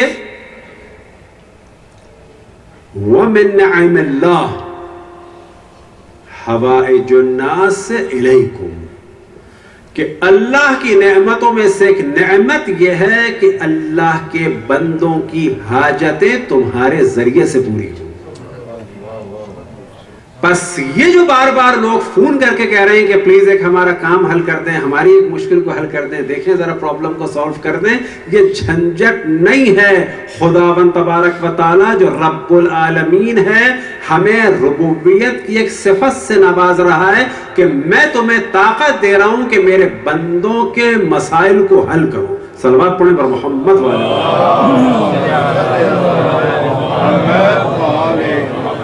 اب اگر یہ چیز کہ خدا ہم سب کو توفیق دے جب اس طرح سے کلیئر ہوگی تو ممکن ہے کہ ہم میں سے ہر شخص کے پاس جب کوئی فون آئے یا کسی کے پرابلم کو سالو کرنے کا وقت آئے تو اس وقت ہم شکر کریں گے یا اللہ تو نے مجھے اس قابل سمجھا ہے کہ لوگ مجھ سے کہہ رہے ہیں. لیکن اس کے برعکس کیا ہوتا ہے کہ اللہ ایک دفعہ توفیق دیتا ہے, دوسری دفعہ انسان متکبر ہو جاتا ہے, پھر ان کی عزت سے کھیلنے لگتا ہے. کھیلنے سے مراد یہ آئے تھے میرے پاس, نکال دیا میں نے. وہ آیا تھا رحمت بن کے, اپنی تم نے اجر کو ضائع کر دیا. ایک فون کر کے اس کی مشکل کو حل کر دیتے تو بالکل اسی مومن کی طرح کہ جسے نوکری پہ بھیجا تھا ممکن ہے 100 سال ثواب کھاتے یا 1000 سال ثواب اٹھاتے. اپنا نقصان کیا, اللہ نے بھیجا تھا. صلوات پڑھیں پر محمد والے.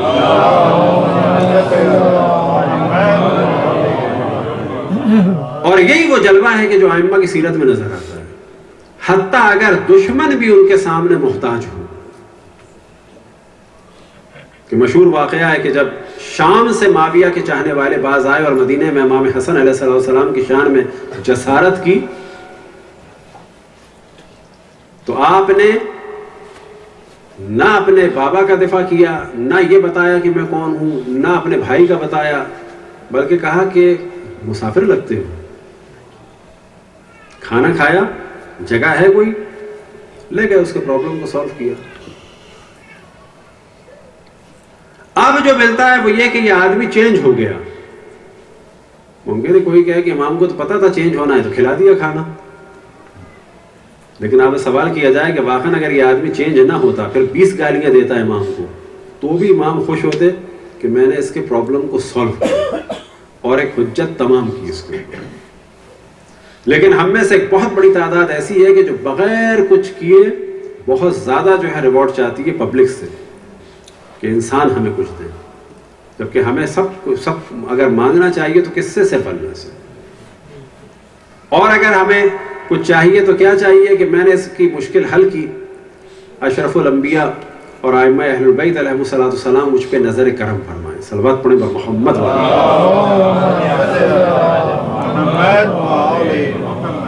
اب ایک موضوع کی جانب توجہ رہے کہ کل یہاں پر فنڈ ریزنگ کا سلسلہ ہے. ٹائمنگ ظاہراً کوئی مجلس کے بیچ میں ہی ہوگا, تو یہ کہا گیا تھا تو آپ لوگ جو ہے اس کے لیے ذہنی طور پہ تیار رہیں. البتہ یہ جو ہے وہ اتفاق سے کہ نہ سمجھیں یہ اتنی جو گفتگو تھی وہ اسی لیے تھی.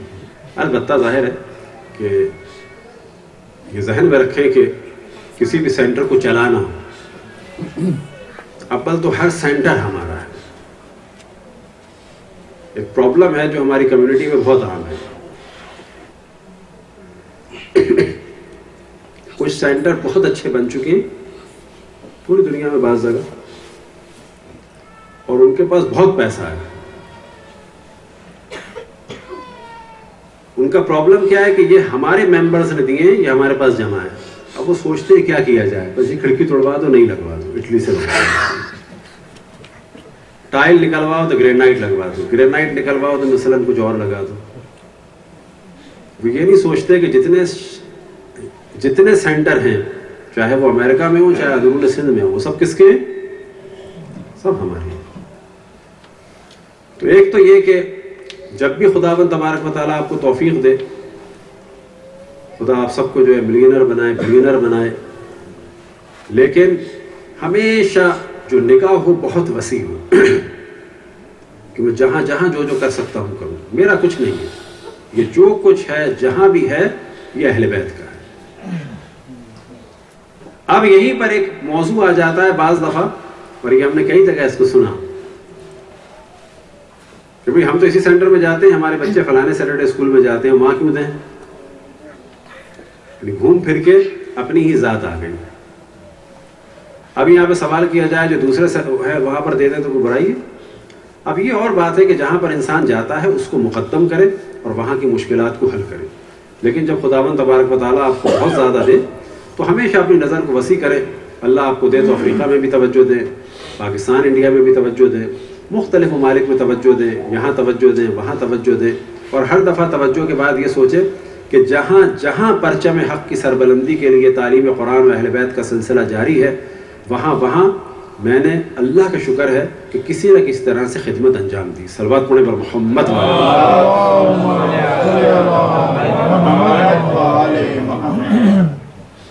بیچ میں جو ہم نے ایک دعا دی اس کے ضمن میں بھی بیان ہو، کیونکہ ہمارے ہاں اتفاق سے دین کے نام پر اچھی خاصی تعداد جو ہے وہ شاید کمیونزم کا شکار ہے،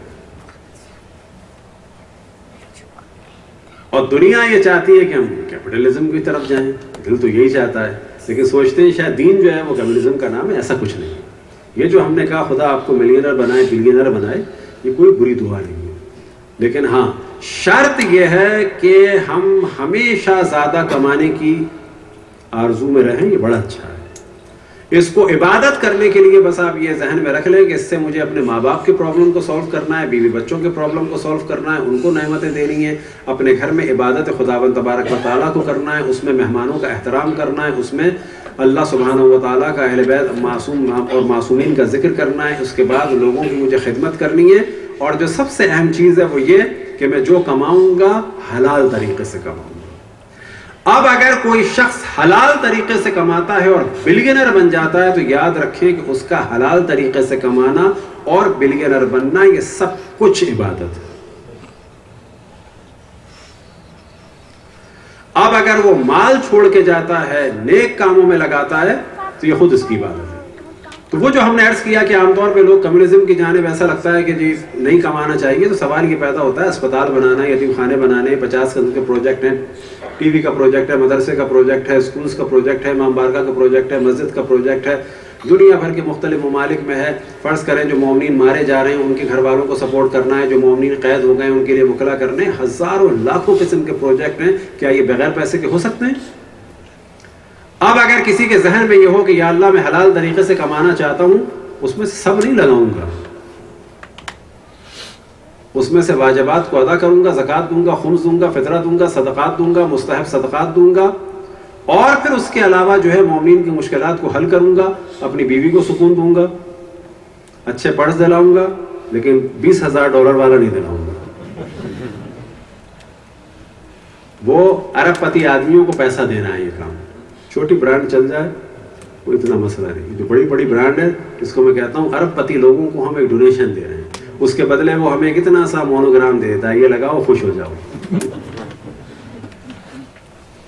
اور وہ گولڈ پلیٹڈ بھی نہیں ہوتا، بعض دفعہ سونے کا بھی دے دے تو چلو جی اچھا ہے کہ پرس میں اتنا لگا ہوا ہے تو کم سے کم سونا. تو جتنا چاہے لگائیں، جتنا چاہے کھائیں، گھر کتنا ہی اچھا کیوں نہ ہو، بس شرط یہ ہے کہ تعلیمات قرآن و اہل بیت کے دائرے میں. شرط یہ ہے کہ اس میں اللہ کی عبادت ہو، شیطان کی بندگی نہ ہو. اگر گھر چھوٹا ہے اور شیطان کی بندگی ہے تو وہ اسلام کے اعتبار سے برا ہے، اور اگر گھر بڑا ہے اور اس میں اللہ کی بندگی ہے تو وہ عین دین ہے. سبحان اللہ. یہ تصور کہ اللہ چھوٹے گھر کو پسند کرتا ہے، اللہ بڑے گھر کو پسند نہیں کرتا، یہ بالکل غلط ہے. نہ ہم کیپٹلسٹ ہیں، نہ ہم کمیونسٹ ہیں، نہ سوشلسٹ ہیں.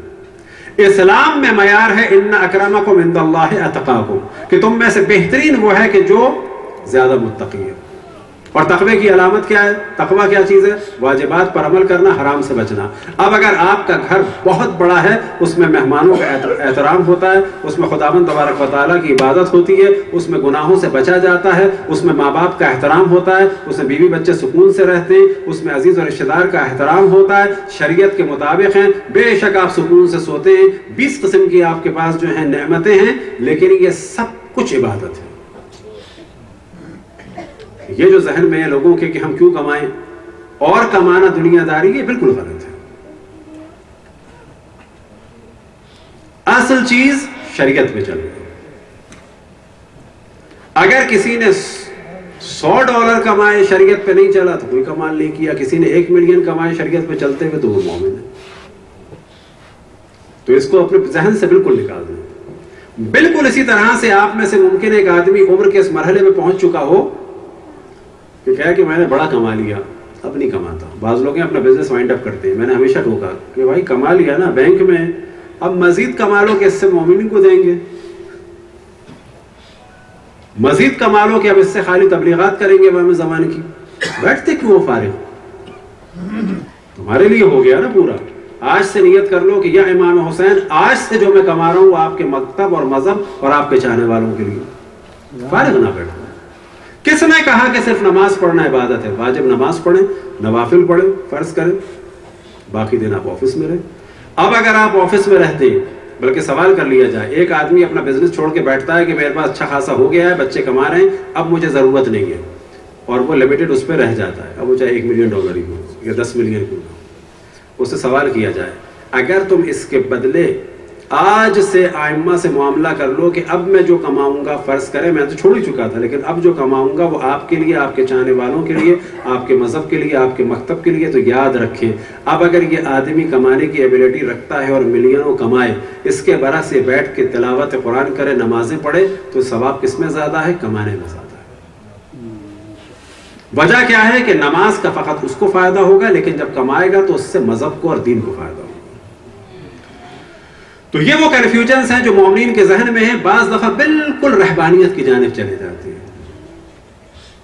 کہ ہم کیوں کمائیں، اور یہی وہ صوفیت تھی، یہی وہ رہبانیت تھی کہ بعض دفعہ سفیان ثوری جیسے امام محمد باقر علیہ السلام کو امام جعفر صادق علیہ السلام ملامت کرتے ہیں کہ یا مولا، یا نہ کہ یا مولا، کہ ایک نے تو یہاں تک کہہ دیا امام محمد باقر علیہ السلام سے، ظاہر سفیان ثوری نے، کہ جب امام کھیت میں جا رہے تھے کہ اے فرزند رسول، یہ کیا آپ کا عالم دنیا کے پیچھے جا رہے ہیں اس وقت دوپہر کو؟ اگر اس وقت مر گئے تو آپ دنیا کی محبت میں مریں گے۔ یہ ہے وہ صوفیت اور رہبانیت کہ امام محمد باقر کو کہہ رہا ہے کہ اگر اس وقت آپ دوپہر کو مر گئے تو دنیا کی راہ میں مریں گے، آپ کے آبا و اجداد تو نیک تھے۔ امام فرماتے ہیں اس وقت میں اگر مرا اللہ کی عبادت میں مروں گا، کیونکہ میں اس وقت جا رہا ہوں اپنے اہل و عیال کے لیے معاش فراہم کرنا، زمین پہ جا رہا ہوں کام کرنا۔ یہ ہے بالکل وہ صوفیت کہ خود مولانا نے بڑی بہترین کتاب لکھی ہے، تحفہ صوفیہ، اور یہ ہے شیعت ائمہ۔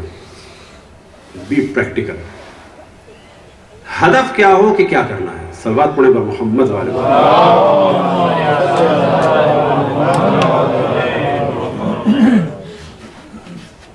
یہی وہ ائمہ کا دین تھا، یہی وہ ائمہ کی تعلیمات تھیں، یہی وہ ائمہ کا جمال تھا کہ دشمن ہمیشہ ائمہ کے نور کو بجھانا چاہتے تھے۔ یہ ہے وہ اصل اسلام، یہ ہے وہ اصل شیعت، اور امام حسین نے اسی دین کو بچانے کے لیے، اسی اسلام کو بچانے کے لیے، اس اسلام واقعی کو اپنا سب کچھ قربان کر دیا۔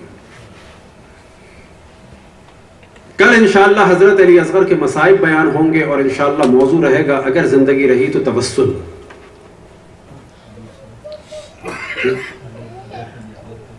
حضرت علی اصغر کے نا کل کے، جی کل حضرت علی اصغر کے مصائب بھی بیان ہوں گے، اور انشاءاللہ موضوع رہے گا توسل۔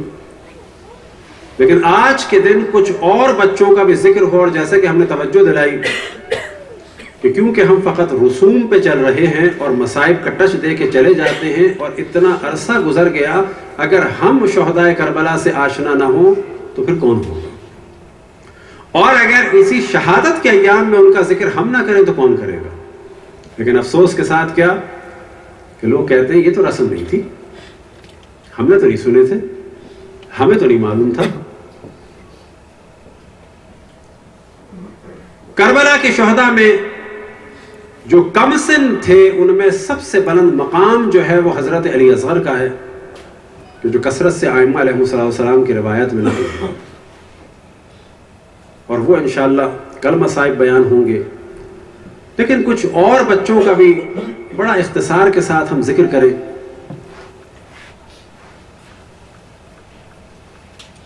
کہ ایک بچی جو جناب مسلم کی تھی،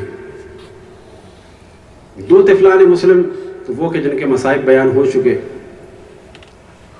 لیکن ان کے بارے میں بھی توجہ دلائیں کہ جناب طفلان مسلم کے بارے میں 2 اقوال ہیں، بلکہ 3 اقوال ہیں کہ یہ کس طرح سے گرفتار ہوئے اور پیچھے راز کیا تھا۔ ایک جو عام طور پر مشہور ہے کہ حضرت مسلم کے ساتھ تھے، ان کی گرفتاری کے بعد دشمن کے ہاتھ میں چلے گئے، تو اس کو عموماً علماء نے بہت زیادہ اہم قول نہیں سمجھا ہے۔ اس کے مقابلے میں قول ہے جناب شیخ صدوق کا، اور وہ قول یہ ہے کہ یہ وہ بچے ہیں کہ عصر عاشور جب حملہ ہوا امام حسین کے خیموں پر تو بہت سارے بچے بھاگے تھے۔ اگر زندگی رہی تو شام غریبہ میں بیان کریں گے کہ سخت ترین جو رات تھی وہ شام غریبہ تھی، سخت ترین جو وقت تھا وہ عصر عاشور تھا۔ آپ نے شام غریبہ میں سنا ہوگا کہ رات کی تاریکی چھا گئی، حضرت زینب اور حضرت ام کلثوم نے بچوں کو گننا شروع کیا، بیویاں جمع ہونا شروع ہوئی۔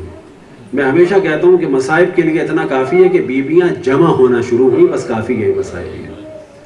بچے گننا شروع کیے، اس کے پیچھے بیک گراؤنڈ کیا ہے کہ اس طرح سے بیویاں بھاگیں اپنی چادریں بچانے کے لیے، تازیانوں کی وجہ سے، تماچوں کی وجہ سے بچے دہل دہل کے بھاگے۔ اسی میں 2 بچے کھو گئے جو جناب مسلم کے تھے اور جناب جعفر طیار کی نسل سے ان کی زوجہ تھی، ان سے تھے، کہ جن کا نام تھا محمد اور ابراہیم۔ پھر یہ ڈسکشن ہوتا ہے کہ ان کی قبریں جو ہیں وہ کربلا سے نزدیک ہیں، نہ کہ کوفہ سے۔ پھر یہ ڈسکشن ہوتا ہے کہ حضرت مسلم کی زوجہ کی کوئی خبر نہیں ہے کہ وہ ان کے ساتھ کوفے آئی تھیں، تو بچوں کا آنا بھی کوئی لاجیکلی سمجھ میں نہیں آتا، وہ اکیلے گئے تھے۔ تو زیادہ مشہور قول یہی ہے کہ وہ اس طرح سے کھو گئے تھے۔ کچھ نے ایک امکان دیا، ایک قول بیان کیا کہ یہ اسیر ہونے کے بعد انہیں کوفے میں روک لیا گیا تھا، اور یہ بعید ہے کہ سب کو رہا کر دیا جائے، ان 2 کو روک لیا جائے۔ کیوں روک لیا جائے؟ اور پھر وہی آتا ہے بات یہ بات کہ یہ بچے کربلا سے قریب ہیں ان کی قبریں، نہ کہ کوفے سے، یعنی مسیب۔ حضرت مسلم کی ایک بیٹی بھی تھی کہ جن کے بارے میں مصائب میں ذکر ہوتا ہے کہ جب جناب مسلم کی شہادت کی خبر دینا تھی تو اس بچی کو بلایا، امام نے اپنے گلے سے لگایا، یا یہ کہ تشفی کی۔ اور پھر ذہن میں ایک سوال آتا ہے کہ حضرت مسلم تو امام حسین کے چچا زاد بھائی تھے، عقیل کے، جناب عقیل کے بیٹے، اور چچا زاد بھائی کی بیٹی کیا ہوتی ہے؟ نامحرم۔ تو کیسے ممکن ہے؟ لیکن حقیقت یہ ہے کہ امام حسین اس بچی کو چھو بھی سکتے تھے، گلے بھی لگا سکتے تھے، کیونکہ جناب مسلم سے امام حسین کا ایک اور رشتہ بھی تھا کہ ان کی ایک بہن تھی رقیہ بنت علی، ان کا نکاح ہوا تھا جناب مسلم سے، اور یہ بچی عاتقہ بنت مسلم امام حسین کی سگی بھانجی تھی۔ اور عصر عاشور جب خیموں پہ حملہ ہوا تو یہ بچی اسی خیموں میں شہید ہوئی۔ تو تصور کریں کہ عصر عاشور کیا کیا مصائب ہوئے، اور شام غریبہ میں ایک جانب تو مقتل میں لاشیں تھیں تو دوسری جانب ان بیویوں کے درمیان بچوں کی لاشیں تھیں۔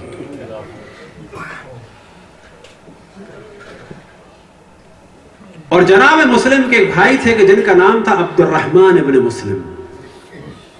ان کی شادی بھی مولا امیر المومنین کی ایک بیٹی سے ہوئی تھی، خدیجہ بنت علی سے. اور روایات میں نقل ہوا اور شام غریبہ میں پھر دوبارہ بھی ذکر کریں گے کہ جب بچوں کو ڈھونڈا گیا تو یہ 2 بچے بھی نہیں مل رہے تھے.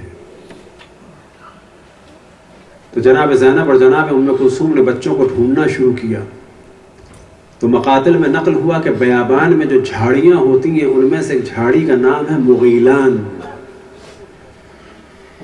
تو 2 بچے جناب زینب اور جناب ام کلثوم کو آپس میں لپٹے ہوئے جھاڑیوں میں سے ملے، چھوٹے چھوٹے جو بوٹے ہوتے ہیں. اب دل یہ کہتا ہے کہ جناب زینب کو بڑا اطمینان سا ہوا ہوگا.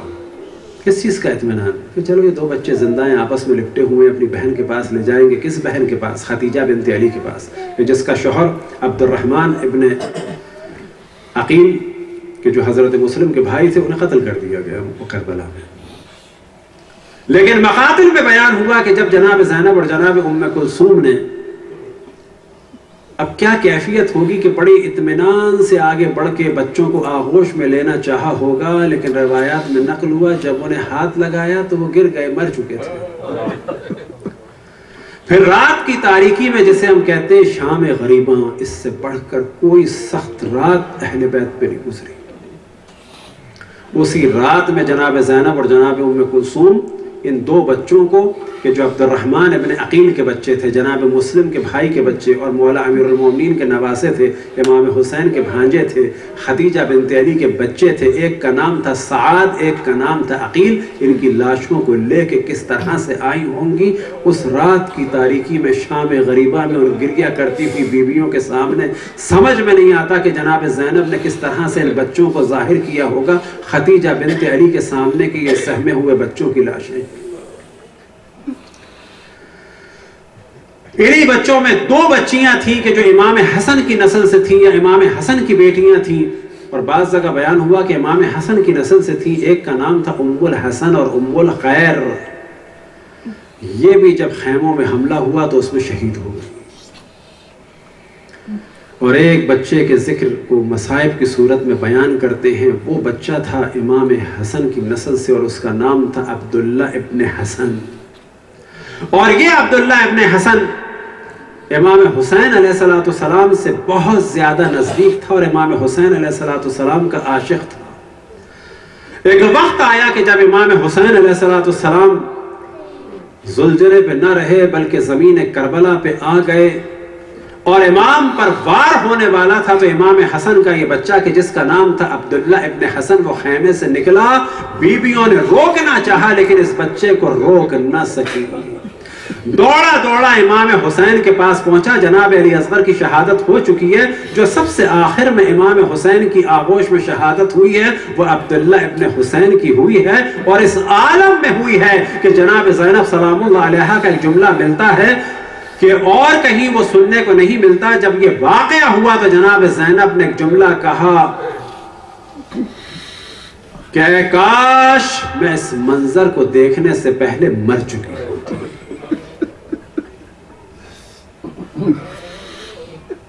یا لیتنی کہ اے کاش آدمنی میں عدم میں جا چکی ہوتی. اور جناب زینب کی شجاعت کے بعد اس قسم کا جملہ کہیں اور نظر نہیں آتا کہ جناب زینب نے کہا کہ اے کاش وہ مر چکی ہوتی. ایک وقت آیا جب امام حسین پر وار ہونے والا تھا تو یہ بچہ آگے بڑھا اور بچے نے چاہا کہ اپنے چچا کا دفاع کرے، اور جب وار ہونے والا تھا تو اسے مخاطب کر کے کہا یبن خبیثہ کیا تو میرے چچا کو مارنا چاہتا ہے؟ اسی دوران اس شخص نے تلوار چلائی.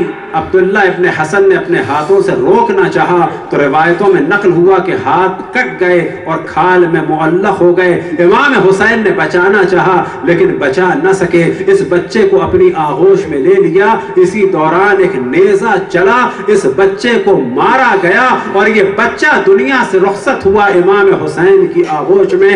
اجرکم اللہ. امام حسین کے مصائب کم نہیں. جناب علی اصغر آغوش میں شہید ہوئے، عبداللہ ابن حسن آغوش میں شہید ہوئے، اتنے سخت مصائب تھے کہ جناب زینب کو بھی کہنا پڑا اے کاش میں اس منظر کو دیکھنے سے پہلے دنیا سے رخصت ہو چکی ہوتی۔